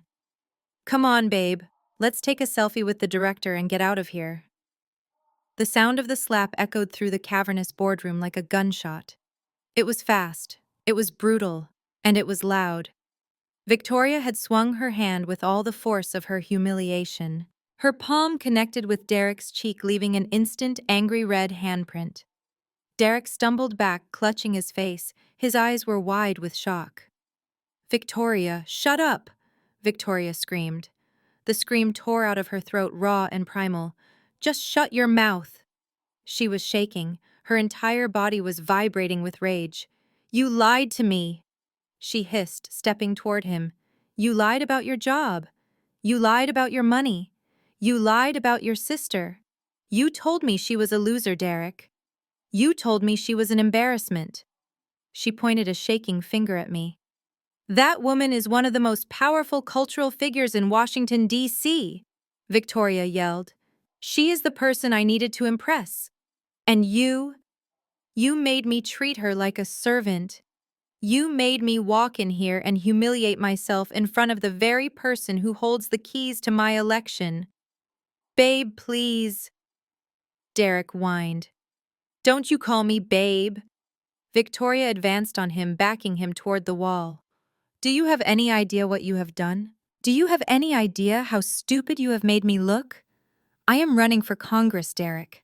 My entire platform is based on judgment, on character, and I am engaged to a man who doesn't even know his own sister is a CEO. She grabbed the lapels of his jacket, the jacket I had paid for. Who are you? She demanded, shaking him.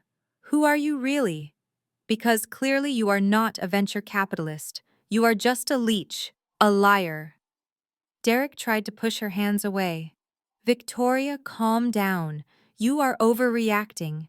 Sarah is just trying to mess with your head. We are a team, remember. We are not a team. Victoria spat the words out. You are a liability. She turned away from him, breathing heavily. She looked at me. Her eyes were filled with tears, but they were angry tears. She was not sad about losing him. She was furious about losing face.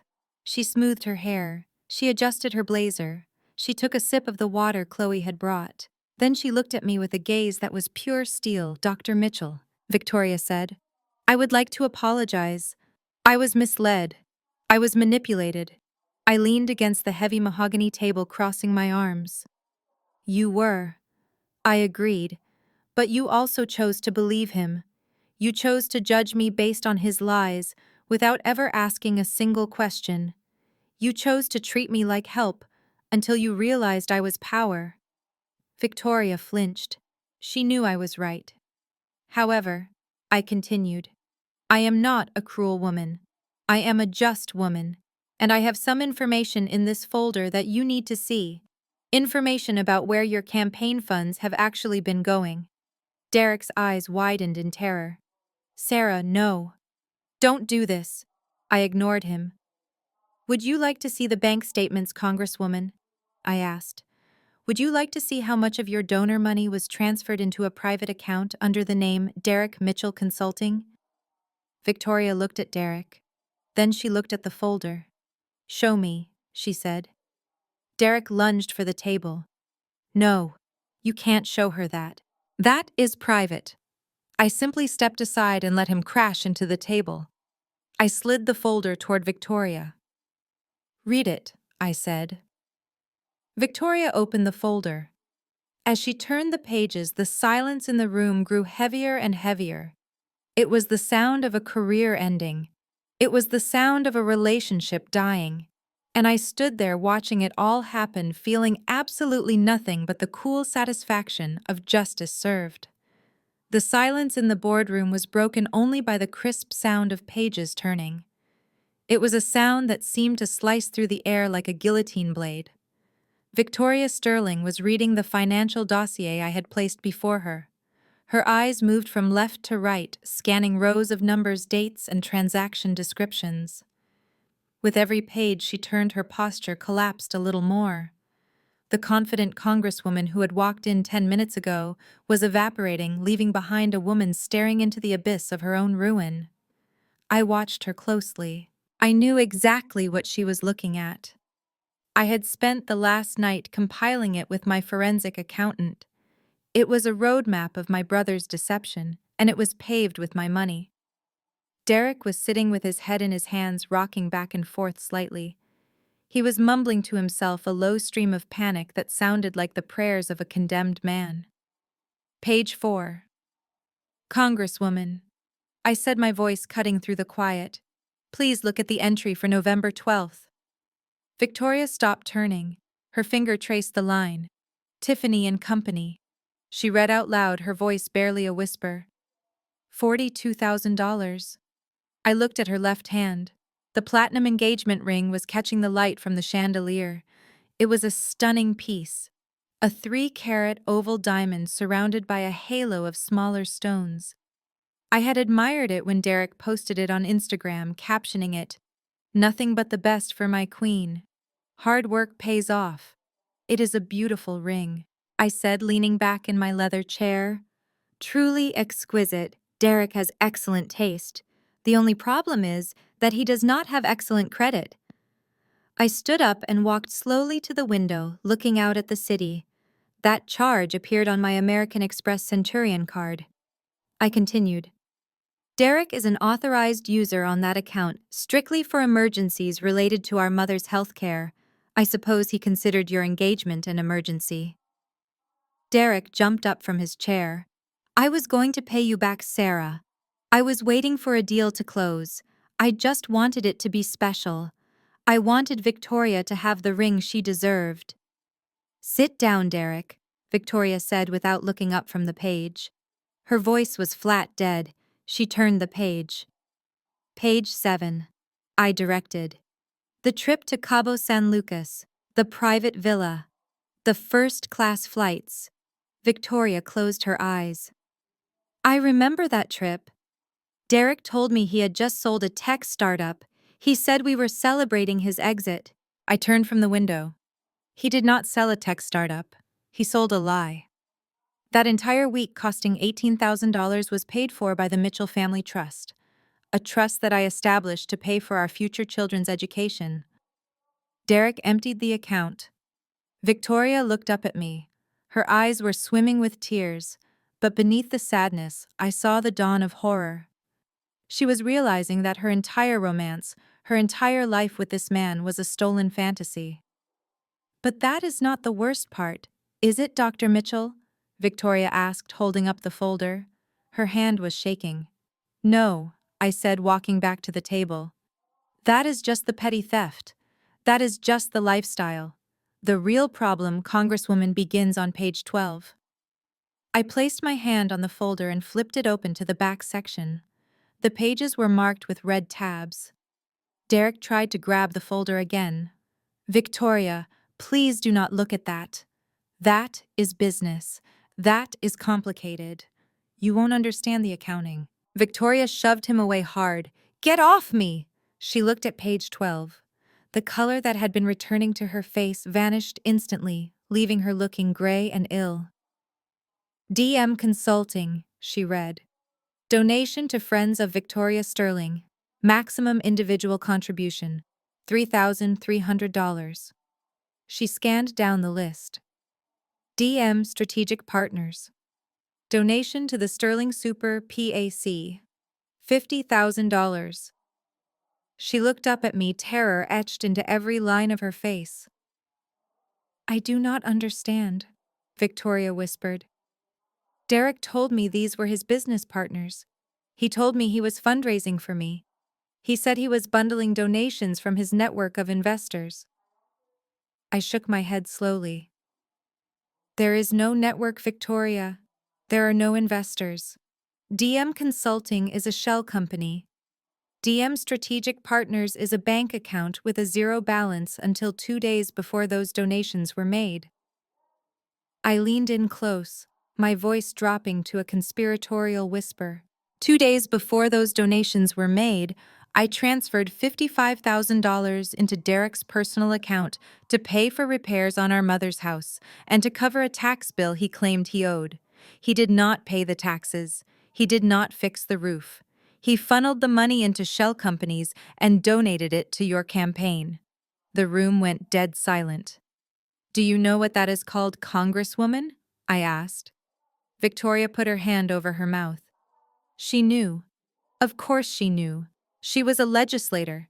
She wrote the laws. It is a straw donor scheme. Victoria breathed through her fingers. Correct, I said, straightening up. It is a federal crime. It is money laundering. And it is a violation of campaign finance laws that carries a mandatory prison sentence. I looked at Derek, who was now weeping openly, tears streaming down his face onto his expensive suit. You are not just engaged to a liar, Victoria, I said mercilessly. You are the beneficiary of illegal campaign funds. You are laundering my stolen money to buy yourself a seat in Congress. I did not know.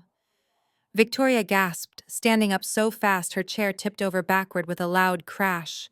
I swear to God, Dr. Mitchell, I did not know. He told me it was legitimate. He told me he verified the sources.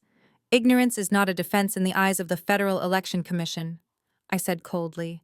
And it certainly is not a defense in the court of public opinion. Imagine the headlines tomorrow. Congresswoman funded by embezzlement. Sterling campaign built on stolen family trust. No. Victoria grabbed her hair, pacing frantically in a small circle. No, no, no. This cannot be happening. This destroys everything. I will be disbarred. I will be forced to resign. I will go to jail. She stopped pacing and looked at Derek. You killed me, she whispered. You didn't just lie to me, Derek. You killed my career. You made me a criminal. Derek looked up, his eyes red and swollen. I was trying to help you. I wanted you to win. I wanted to be the husband of a congresswoman. I thought if I could just get you elected, we could pay it all back. We would be powerful. We would be untouchable. You idiot! Victoria screamed. Her composure shattered completely. She grabbed a heavy crystal glass from the table and hurled it at the wall. It shattered into 1,000 pieces, showering the expensive carpet with shards of glass. There is no paying it back. This is a felony, Derek. A felony. She turned to me. She looked small now. The power suit seemed too big for her. The pearls seemed like a noose. Dr. Mitchell, Victoria pleaded, her voice cracking. Sarah, please, you have to believe me. I am a victim here too. I had no idea he was stealing from you. I will return the money. I will liquidate my assets. I will return the ring. Just please do not go to the authorities. Do not release this file. I looked at her. I saw a woman who had come into my house to use me and was now begging me to save her. I picked up the folder. I tapped it thoughtfully against my chin. The Smithsonian cannot be associated with a financial scandal, I said calmly. We have a reputation to uphold. If I report this, it becomes public record. If I hand this to the FBI, your name will be mud by morning. Victoria was weeping now, hands clasped in prayer. Please, I will do anything. I walked back to my desk and sat down. I am not interested in destroying you, Victoria. You are just collateral damage in my brother's ego trip. But I cannot allow my money to fund your political ambitions, and I certainly cannot allow my brother to continue living a lie at my expense. I opened the drawer and pulled out a single sheet of paper. "This is a confession," I said, sliding it across the polished mahogany. "It states that Derek Mitchell acted alone without your knowledge. It states that you will immediately return all illegal donations and cooperate with any internal audit I choose to conduct." Victoria snatched the paper. She didn't even read it. She grabbed a pen from the table, and, I added before she could sign, "It states that you are terminating your relationship with Derek Mitchell effectively immediately. Because frankly, Congresswoman, if you stay with him after this, you are not a victim. You are an accomplice." Victoria looked at Derek. He was looking at her with pathetic hope. "Babe, don't sign it. We can fight this. We are a power couple, remember?" Victoria looked at the pen. Then she looked at the man who had bought her a ring with his sister's credit card. She didn't hesitate. She signed the paper with a vicious scratch of the pen. She dropped the pen. She looked at Derek with eyes that were as cold as the grave. "We are done, Derek," she said, and then she looked at me. "What do I do now?" I checked my watch. "Now," I said. "You get out of my office. You have an election to lose. And Derek, you stay. We have not even discussed the car yet." Victoria Sterling stared at the single sheet of paper lying on the mahogany table. The ink of her signature was still wet. It was a confession. It was a plea deal. But most importantly, it was a lifeline. She looked at the paper as if it were a raft in the middle of a stormy ocean, and she was the only survivor clinging to it. I stood by the window watching the gears turn in her head. I could practically hear the calculations being made. Victoria was a politician down to her bone marrow. She was trained to assess risk. She was trained to cut loose dead weight when the polls dropped. And right now, the man standing next to her was not just dead weight. He was a radioactive anchor dragging her down to the bottom of the Potomac. Derek was oblivious to the shift in the atmosphere. He was still trying to salvage the wreckage of his fantasy. He reached out and touched Victoria's arm. His fingers were shaking. "Babe, listen to me." Derek pleaded, his voice cracking with desperation. "It is just a piece of paper. It does not mean anything. Sarah is bluffing. She won't go to the press. She is family. She would never hurt the family name. We can fix this. I will sell the car. I will talk to my crypto guys. I will get the money back." Victoria did not look at him. She was looking at me. Her eyes were searching my face, looking for any sign of weakness.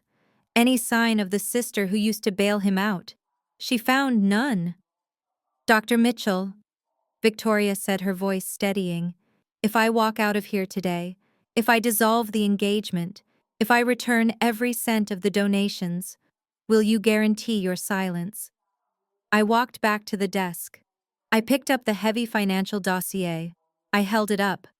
"This file stays in my safe, Congresswoman, as long as you keep your end of the bargain. But let me be perfectly clear about what that bargain entails." I took a step closer to them. "It is not just about the money, Victoria. It is about the optics. It is about the narrative. If you stay with him, you are endorsing him. You are endorsing the man who embezzled $50,000 from a children's charity fund to buy you that limited edition Hermes Birkin bag sitting on the chair right there." Victoria flinched. She looked at the orange leather bag she had carried in so proudly. It was sitting on a velvet chair, looking suddenly obscene. "Yes," I continued mercilessly. "That bag cost $12,000. The money came from the museum's inner-city literacy grant. My brother took books out of the hands of children so you could carry your lipstick in style." Victoria's face twisted in disgust. She looked at the bag as if it were covered in blood. "And the private jet to Miami," I added. "That was funded by the maintenance budget for our HVAC system. If the air conditioning fails in the archives this summer and history rots, it will be because you needed a weekend getaway." "Stop," Victoria whispered. "Please stop. I will not stop." I said, my voice hard as diamonds. "Because you need to understand who you are sleeping with. You are sleeping with a parasite who feeds on the goodwill of others. And if you walk out of those doors with him holding his hand, you are telling the world that you are okay with stealing from children to feed your vanity." I paused, letting the silence stretch. So here is the ultimatum. You walk out of here alone and you survive. You keep your seat in Congress. You spin this as a tragic betrayal by a man you trusted. Or you walk out with him and I release this file to the Washington Post within the hour. I looked at my watch. You have 60 seconds to decide. Derek let out a strangled sound. Sarah, you can't do this. We are blood. Mom will never forgive you. I ignored him. I kept my eyes on Victoria. Victoria closed her eyes. She took a deep breath, inhaling the scent of the expensive lilies and the underlying smell of disaster. When she opened them, the fear was gone. It was replaced by a cold reptilian clarity. She turned to Derek. She looked him up and down. She looked at the Italian suit that fit him a little too tightly. She looked at the sweat staining his collar. She looked at the hole in his sock. For the first time, she saw him not as the venture capitalist or the power broker, but as the fraud he was. She saw the desperation. She saw the weakness. Derek, she said quietly. Yes, babe. Derek stepped forward, hope flaring in his eyes. I am here. We can do this. We are a team. Give me your hand, she said. Derek smiled, a wide, relieved smile that showed all his teeth. He reached out his hand. See? I knew you would stand by me. Love conquers all, right. Victoria looked at his hand. Then she looked at her own left hand. The hand that bore the 3-carat diamond ring. The ring bought with my credit card. The ring that was a felony wrapped in platinum. She reached for the ring. Derek's smile faltered. What are you doing? Victoria gripped the diamond. She twisted it. It was tight on her finger, but she didn't care. She pulled. She pulled hard, scraping the skin. Victoria, stop. Derek panicked. Why are you taking it off? It came free. She held the ring up to the light for a second. It sparkled beautifully. It was the symbol of everything she had wanted. Status, wealth, a power couple image. Now it was just evidence. She grabbed Derek's hand. She didn't hold it. She slapped the ring into his palm with enough force to sting. It is over, Derek, she said. Her voice was devoid of emotion. It was a business transaction being cancelled. Derek stared at the ring in his hand. No. No, Victoria. You are confused. She is manipulating you. Don't let her win. She isn't manipulating me, Victoria said, stepping back from him. She is saving me from you. She reached for her Hermes bag. She hesitated for a split second. Then she picked it up. She turned it over and dumped the contents onto the velvet chair. Her phone, her wallet, her keys, her lipstick. They clattered onto the fabric. Then she threw the empty $12,000 bag at Derek's feet. Keep it, she spat. It is yours. You bought it with stolen money. Maybe you can sell it to pay for your lawyer. Victoria, please. Derek fell to his knees. He actually fell to his knees in the middle of the boardroom. He grabbed the hem of her skirt. I love you. I did everything for you. I wanted to be the man you deserved. Victoria looked down at him. Her expression was one of pure revulsion. She kicked her leg, freeing her skirt from his grasp. You are not a man, Derek. You are a child playing dress-up in your sister's clothes. And I am done babysitting. She turned to me. She straightened her spine. She fixed her hair. In a matter of seconds, she reassembled the mask of the Congresswoman. Dr. Mitchell. She nodded formally. You will have the reimbursement check by morning, and you will never see me again. I nodded back. Acknowledged, Congresswoman. Victoria walked to the massive oak doors. She didn't look back. She didn't hesitate. She opened the door and stepped out into the hallway, walking briskly toward the elevator, toward the cameras, toward her future. The door clicked shut. The room was silent again. Derek was still on his knees, surrounded by the wreckage of his life. The ring was in his hand. The orange bag was on the floor. The confession was on the table. He stayed there for a long moment, staring at the wood grain of the door where his fiancée had just vanished. Then slowly, he turned his head to look at me. His face was a mask of shock and grief. Tears were dripping off his chin. You ruined my life, he whispered. You jealous, bitter witch. You ruined everything. I sat down in my chair. I picked up my pen. I didn't ruin your life, Derek, I said, opening the next folder on my desk. I just turned on the lights. And you are the one who couldn't handle the glare. I checked the time. Now stand up, I said. We are done with the emotional part of the meeting. Now we need to discuss the assets. And Derek, I suggest you stop crying. You are going to need your strength to walk home. Because I am taking the car keys too. The door to the executive suite closed with a heavy finality that signaled the end of my brother's delusions. Inside the boardroom, the silence was absolute. Derek was still kneeling on the expensive carpet surrounded by the debris of his fraud. The confession he had refused to sign lay on the table. The engagement ring sat in his palm, heavy and cold. The orange Hermes bag lay like a dead animal at his knees. He looked up at me. His eyes were red and swollen. His face was a map of total devastation. "Sarah," he whispered. "Please, call her back. Tell her it was a joke. Tell her you made it all up." I looked at him with the detached curiosity of a biologist studying a specimen under a microscope. "It is over, Derek," I said simply. I pressed the button on my desk phone. "Raymond, I need a security escort in the boardroom immediately. Please remove Mr. Mitchell from the premises, and Raymond use the freight elevator. He does not have clearance for the VIP exit anymore." Derek scrambled to his feet. "Freight elevator? You cannot do that. The press is downstairs. If they see me coming out the back—" "They are not at the back, Derek," I corrected him. "They are at the front. And that is exactly where Victoria is heading. If you run, you might catch her. But I suspect she is faster than you." Derek did not wait for Raymond. Panic overtook his dignity. He grabbed the orange bag. He shoved the ring into his pocket. He turned and sprinted out of the office. I stood up and walked to the floor-to-ceiling window that overlooked the museum entrance. I wanted to see the second act. Down on the street, the scene was chaotic. The press had smelled blood.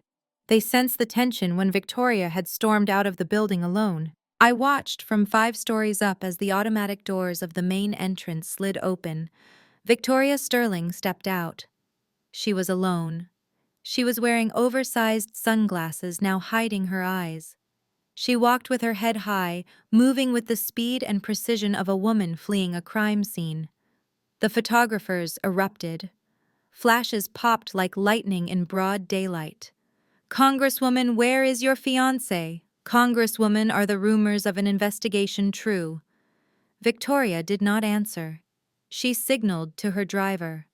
The black SUV pulled up to the curb, screeching slightly. The security detail opened the back door. Just as Victoria placed one foot inside the vehicle, the museum doors opened again. Derek burst onto the sidewalk. He was a mess. His tie was crooked. His jacket was unbuttoned, flailing in the wind. He was clutching the bright orange bag like a life preserver. "Victoria!" He screamed. His voice was raw, audible even over the traffic. "Victoria, wait!" The press turned as one. The lenses swung from the composed Congresswoman to the frantic man running toward her. Victoria froze for a split second. She looked at Derek. Even from this distance, I could see the revulsion in her body language. She did not wait. She did not wave. She dove into the back seat of the SUV and slammed the door shut. Derek reached the car just as it began to move.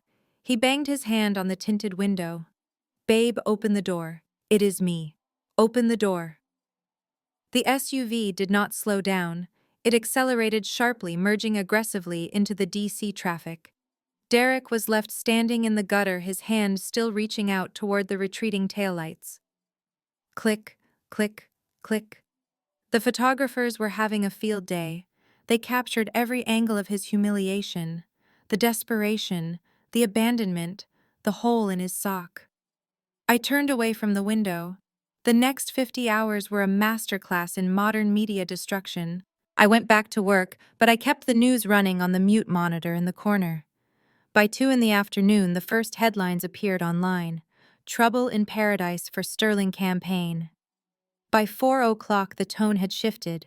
The photos of Derek banging on the car window had gone viral. Twitter was dissecting his outfit.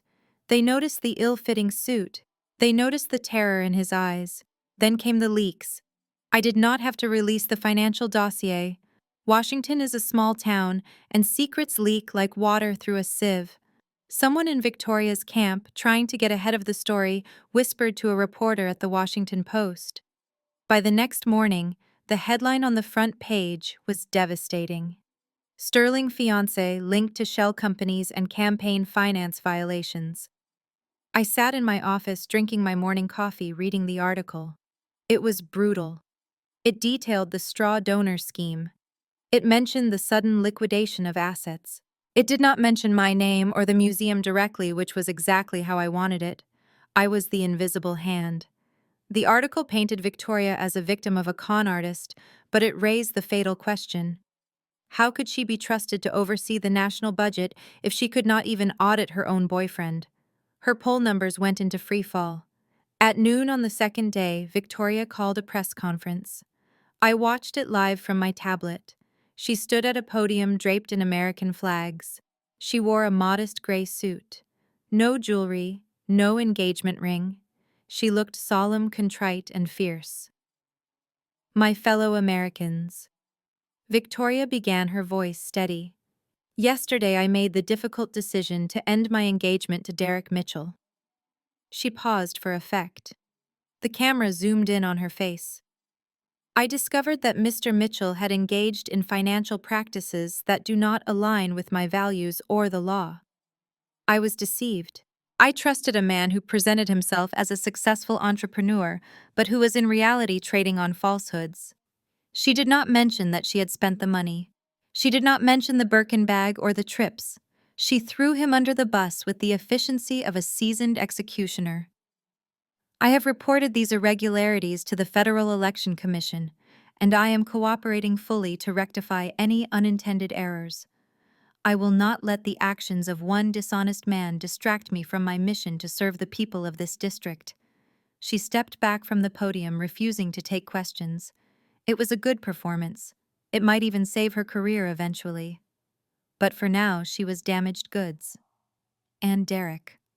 Derek was radioactive. My phone had been ringing non-stop for 2 days. My mother left 30 voicemails. She went from screaming at me to sobbing to begging. Sarah, fix this. The reporters are on our lawn. They are calling Derek a fraud. He is locked in his room, he won't come out. Do something. I did not answer. I watched the news cycle churn. I watched them dissect Derek's life. They found out about his failed business ventures. They found out about his eviction from a previous apartment. They stripped away every layer of his golden child persona until there was nothing left but the truth. He was a 30-year-old man with no job, no home, and no future. I poured myself a glass of sparkling water. The 50 hours were up. The destruction was complete.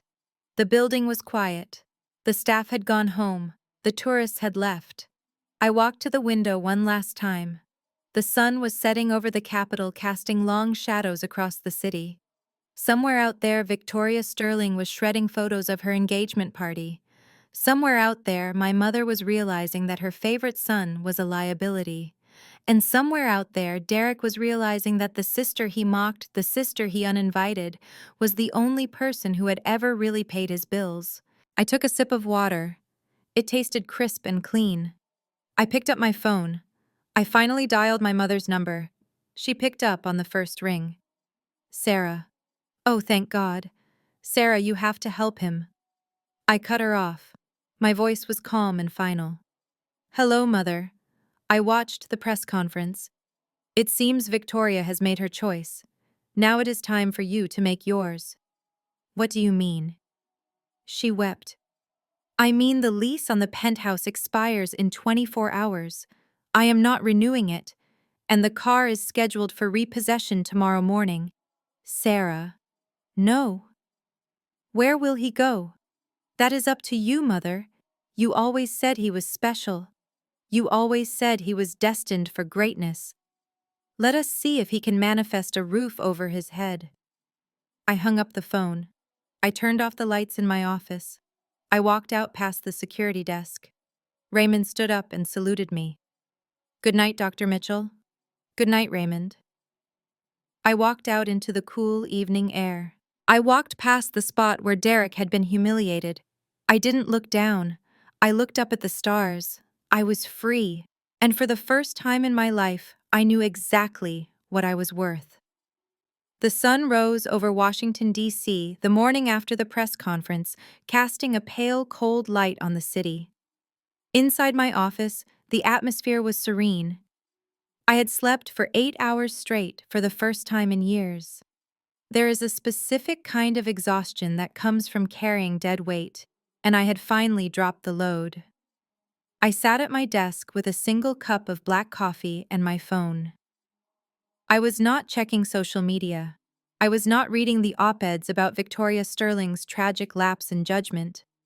I was looking at a spreadsheet. It was the master list of the Mitchell family assets.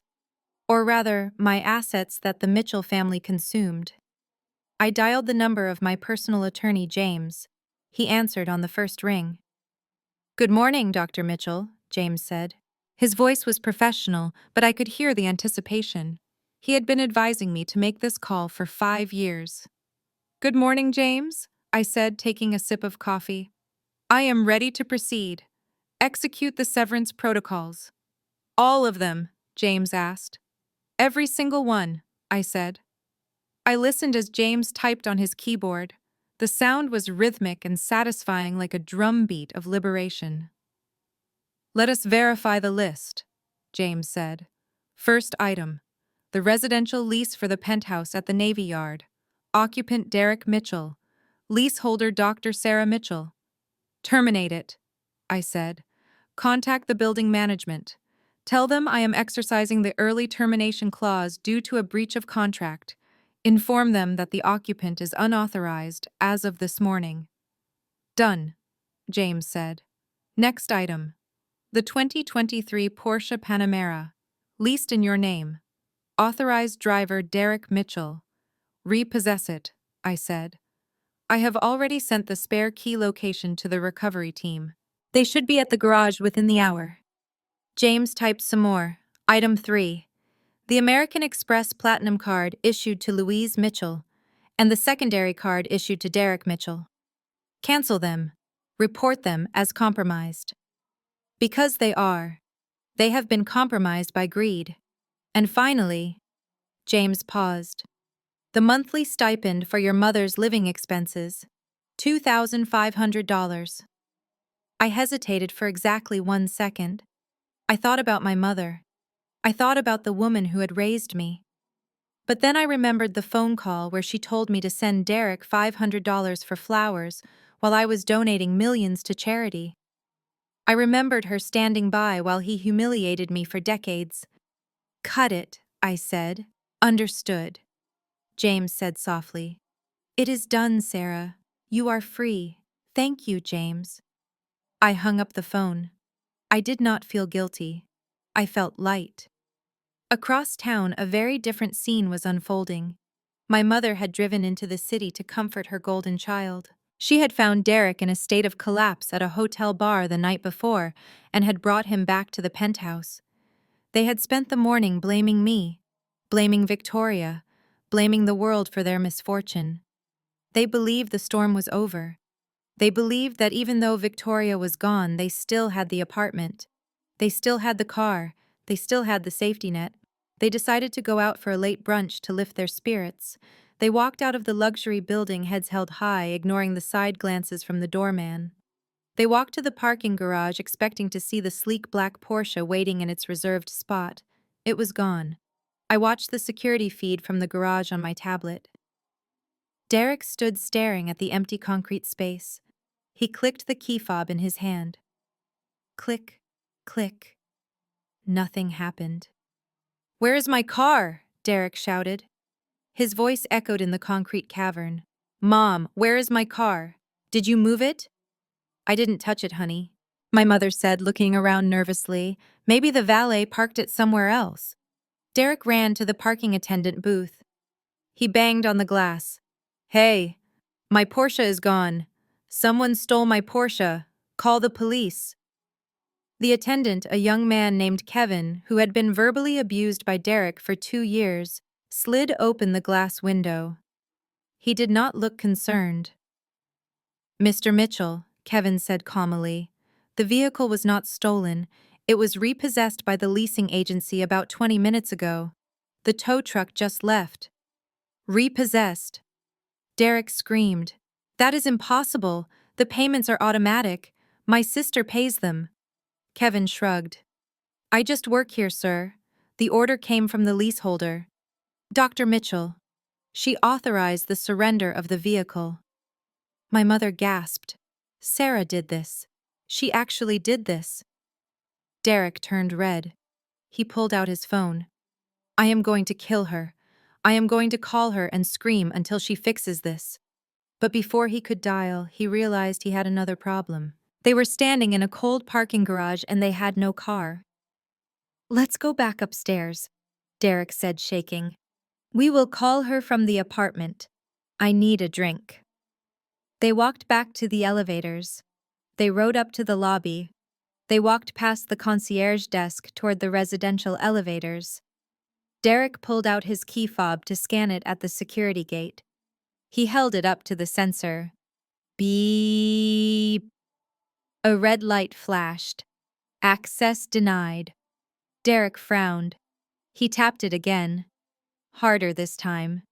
Beep. Access denied. What is going on? Derek kicked the gate. Open up. It is me. The concierge.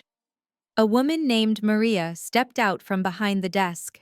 She was holding a large white envelope. Mr. Mitchell, Maria said. Please stop kicking the gate.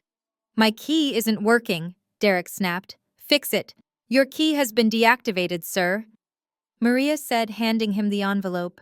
This is for you. It is a notice to vacate. Derek snatched the envelope. He tore it open. My mother looked over his shoulder, reading the legal text. Notice of lease termination. Unauthorized occupant.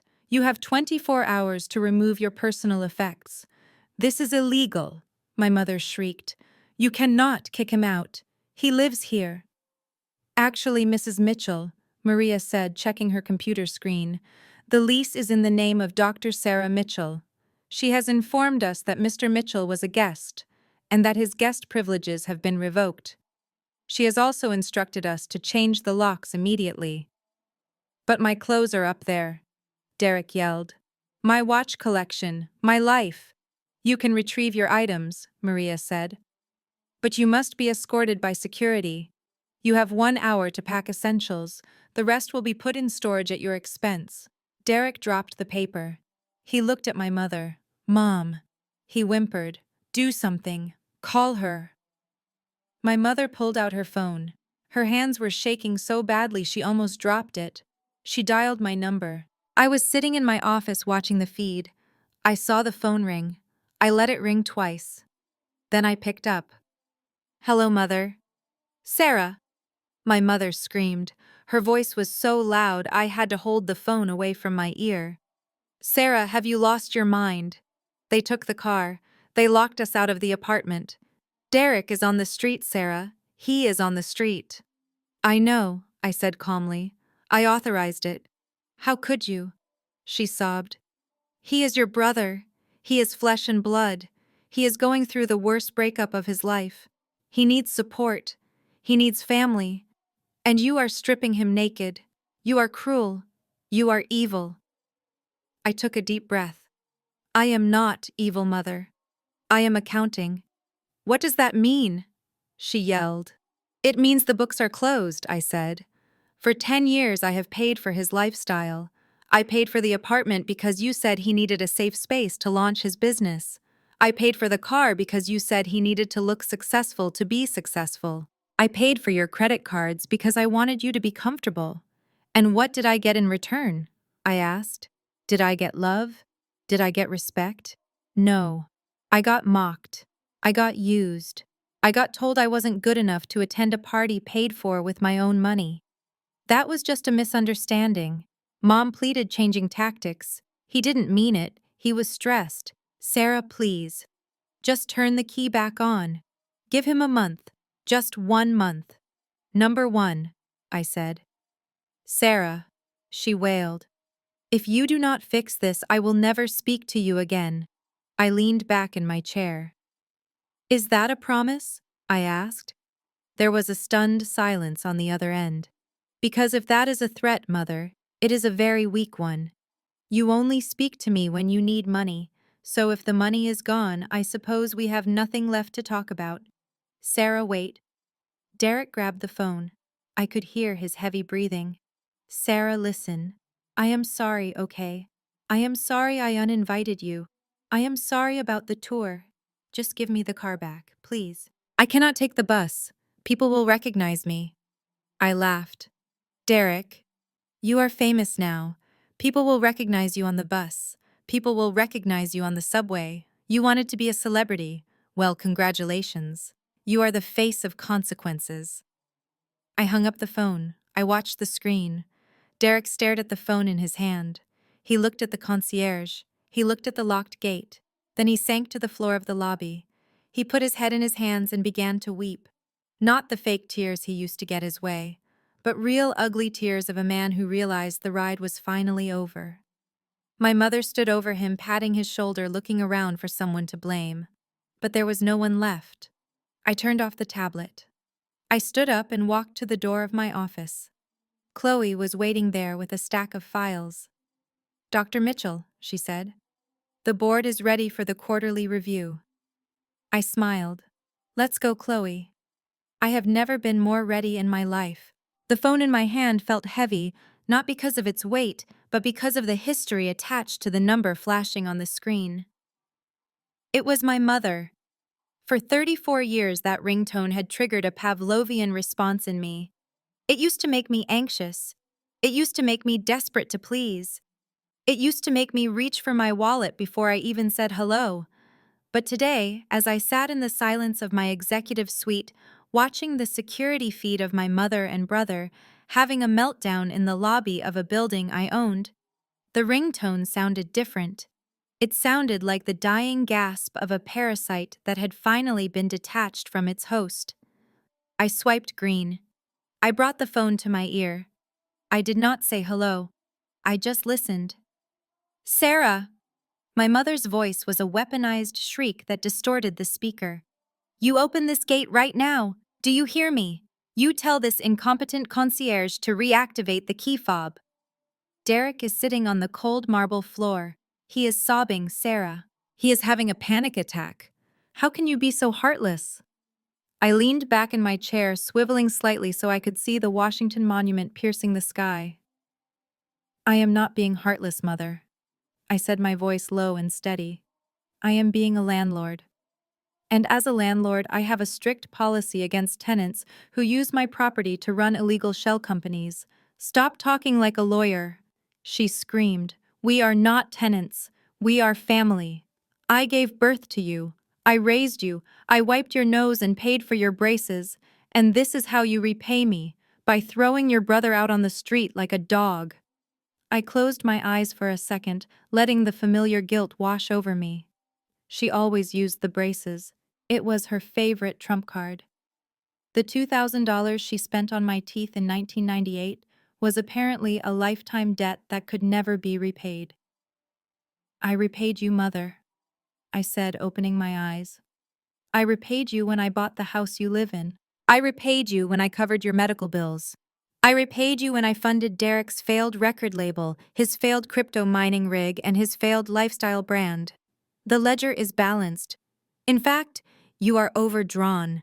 You are keeping score. She scoffed. That is your problem, Sarah. You have always been cold. You calculate everything. You think money buys love. No, I corrected her. You think money buys love. That is why you only call me when you need a transfer. That is why you ignored me for 2 weeks when I wouldn't buy Derek a new laptop, but called me 5 times a day when you wanted the down payment for the penthouse. That is a lie. She argued, but her voice wavered. We love you. Derek loves you. He has a different way of showing it. He is under a lot of pressure. He is a sensitive soul, Sarah. He is not like you. He wasn't built for the grind. He needs support. I looked at the screen. Derek was wiping his nose on the sleeve of his designer suit jacket. The jacket I paid for. He is 30 years old, Mother, I said. He is a grown man. And do you know why he wasn't built for the grind? Because you never let him grind. You carried him. And when you got tired of carrying him, you forced me to pick him up. I am done carrying him. Sarah, please. Her voice cracked, shifting from anger to begging. Just listen to me. He has nowhere to go. All his friends have blocked him because of the news. Victoria has thrown him out. If you don't let him back into the apartment, he will be homeless. Literally homeless. Do you want that on your conscience? Do you want your brother sleeping under a bridge? I looked at the papers on my desk. The list of local shelters and budget motels I had compiled. He won't be under a bridge, Mother. He has you. Me. She gasped.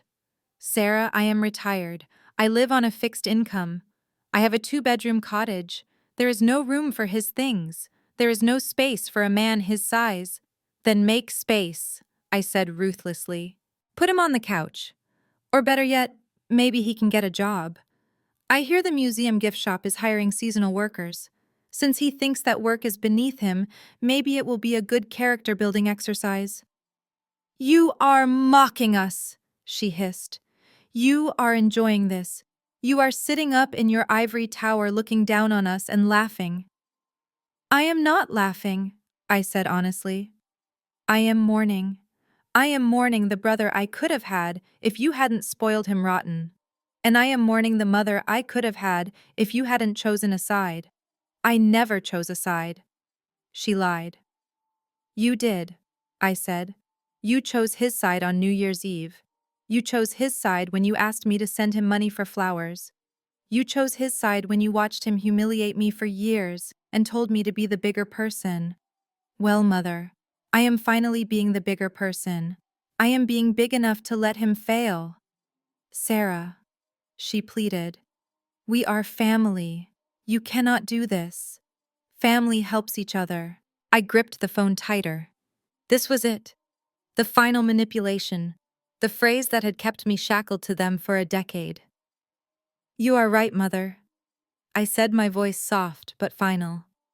You are absolutely right. Family helps each other. She let out a breath of relief. Oh, thank God. I knew you would come to your senses. Okay, just call the concierge and… I cut her off. Family helps each other grow, I said. And by enabling him, I have been hurting him. I have stunted his growth. I have made him into a cripple who cannot walk without my credit card as a crutch. So I am going to help him in the only way that matters. There was a silence on the line. A terrified, confused silence. I am helping Derek learn the biggest lesson of his life. I continued. I am helping him learn independence. I am helping him find his own bottom so he can build his own foundation. Sarah, no.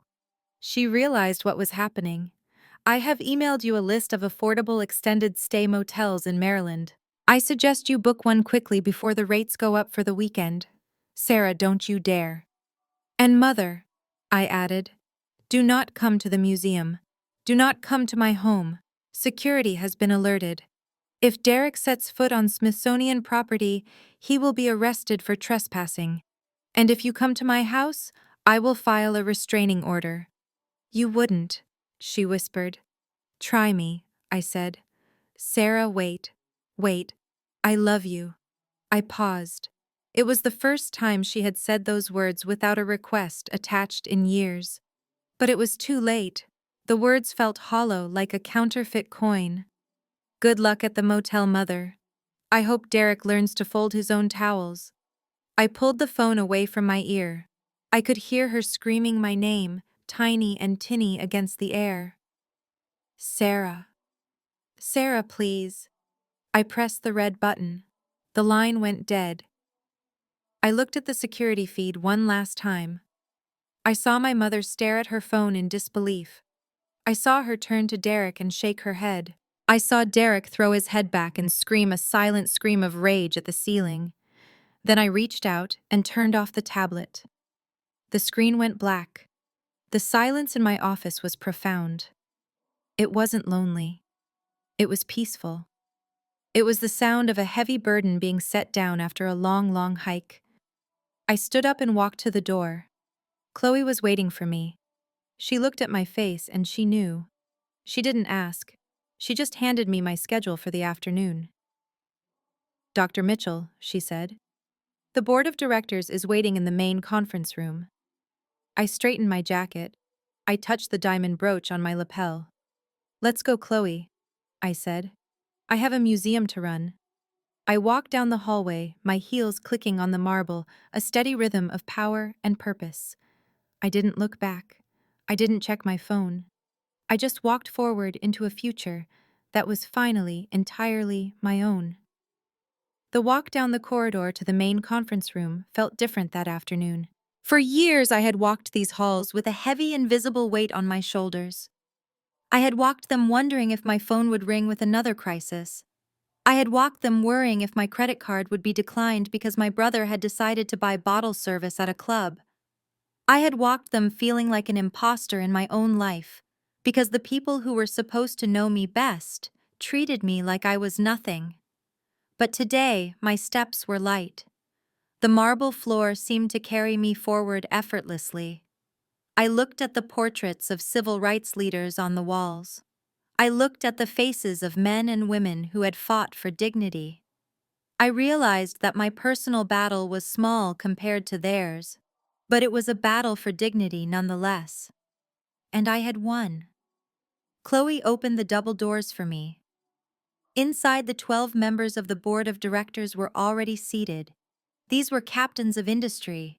They were philanthropists. They were scholars. When I walked in, they did not look at me with pity. They did not look at me with judgment. They stood up. "Dr. Mitchell," the chairman said, smiling warmly. "We heard about the swift action you took regarding the potential conflict of interest with the Sterling campaign. We wanted to commend you. Protecting the integrity of this institution is paramount, and you put the museum before personal relationships. That is rare leadership." I nodded, taking my seat at the head of the table. "Thank you, Mr. Chairman," I said. "The reputation of this museum is not just my job. It is my legacy. I will not let anyone tarnish it." The meeting lasted for 2 hours. We discussed budgets. We discussed upcoming exhibits. We discussed the future. For the first time in a decade, my mind did not wander.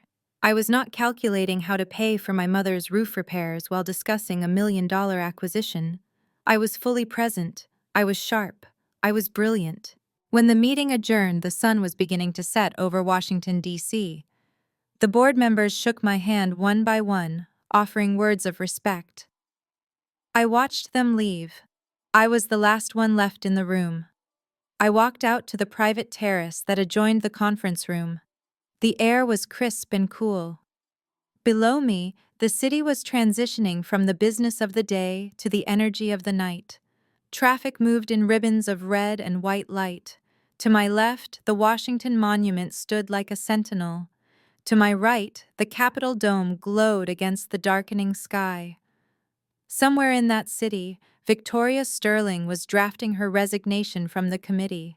Somewhere in that city, my brother was sitting in a motel room realizing that there was no room service. Somewhere in that city, my mother was staring at a silent phone. I reached into my pocket and pulled out my cell phone. It was quiet. For the first time in my adult life, there were no missed calls, there were no frantic texts, there were no demands. I walked to the edge of the railing and looked out at the horizon. I thought about the names they had called me. Boring, plain, the shadow. My mother used to say it all the time. "Sarah, you are just a shadow compared to Derek. He shines so bright." I gripped the cold metal railing. They were wrong. They thought I was the shadow because I was quiet. They thought I was the shadow because I stayed in the background writing the checks, fixing the mistakes, smoothing over the rough edges of their chaotic lives. They thought I was the darkness that lived behind their brilliance. But they forgot basic physics. A shadow cannot exist without light. I was never the shadow. I was the light source. I was the sun that allowed them to cast their long, impressive silhouettes. I was the energy that fueled their lifestyles. I was the warmth that kept them from freezing in the cold reality of their own incompetence. And today, I had done the most powerful thing a son can do. I had set. I had dipped below the horizon of their lives, and without me, they were not shining anymore. They were just stumbling around in the dark. I took a deep breath, inhaling the freedom. It tasted like cold air and victory. I turned away from the view. I walked back into the conference room. I picked up my portfolio. I walked out past the security desk. Raymond was there checking the monitors. "Good night, Dr. Mitchell," he said. "Good night, Raymond." I smiled. And Raymond, "Yes, ma'am. If anyone calls for me tomorrow, anyone at all from the Mitchell family, tell them the director is unavailable. Indefinitely." "Understood, Director." I walked out the automatic doors onto Constitution Avenue. The wind caught my coat. I buttoned it up. I didn't call a driver. I decided to walk. I wanted to feel the pavement under my feet. I wanted to walk home to a house that was quiet and clean and mine. I was not Sarah the sister. I was not Sarah the daughter. I was not Sarah the gift shop girl. I was Dr. Sarah Mitchell. And my life was just beginning. This story is a reminder to every single person listening. You are not defined by the people who share your DNA. You are defined by what you tolerate. If you are being used, if you are being minimized, if you are being treated like an ATM machine instead of a human being, it is time to close the account. It hurts to cut them off. It hurts to walk away. But the pain of freedom is so much better than the pain of suffocation. Have you ever had a family member who only called you when they needed something? Have you ever felt like you were funding a lifestyle that mocked you? How did you handle it? Did you stay silent to keep the peace? Or did you finally burn the bridge to save yourself? I want to hear your stories. I want to know how you found your freedom. Leave a comment below. Share your truth. Because your story might be the key that unlocks someone else's cage. Thank you for listening, and remember, you are the sun. You. Do not let anyone treat you like a shadow. The most profound lesson from Sarah's journey is that generosity without boundaries is self-destruction. We often confuse being a good family member with being a doormat. Sarah believed that by funding her family's lifestyle, she was buying their love, or at least their respect. But in reality, she was only purchasing their contempt. True power comes when you realize that no is a complete sentence. You cannot save people who are determined to drown, especially if they are using your back as a raft. Financial independence is your shield. Do not hand it to those who would use it as a weapon against you. If this story ignited a fire in you, if you are tired of shrinking yourself so others can feel big, hit that like button and subscribe right now. Share this video with the Sarah in your life who needs to know it is okay to walk away. Let's build a community of cycle breakers who know their worth. Your new life begins the moment you stop paying for the old one. I'll see you in the comments.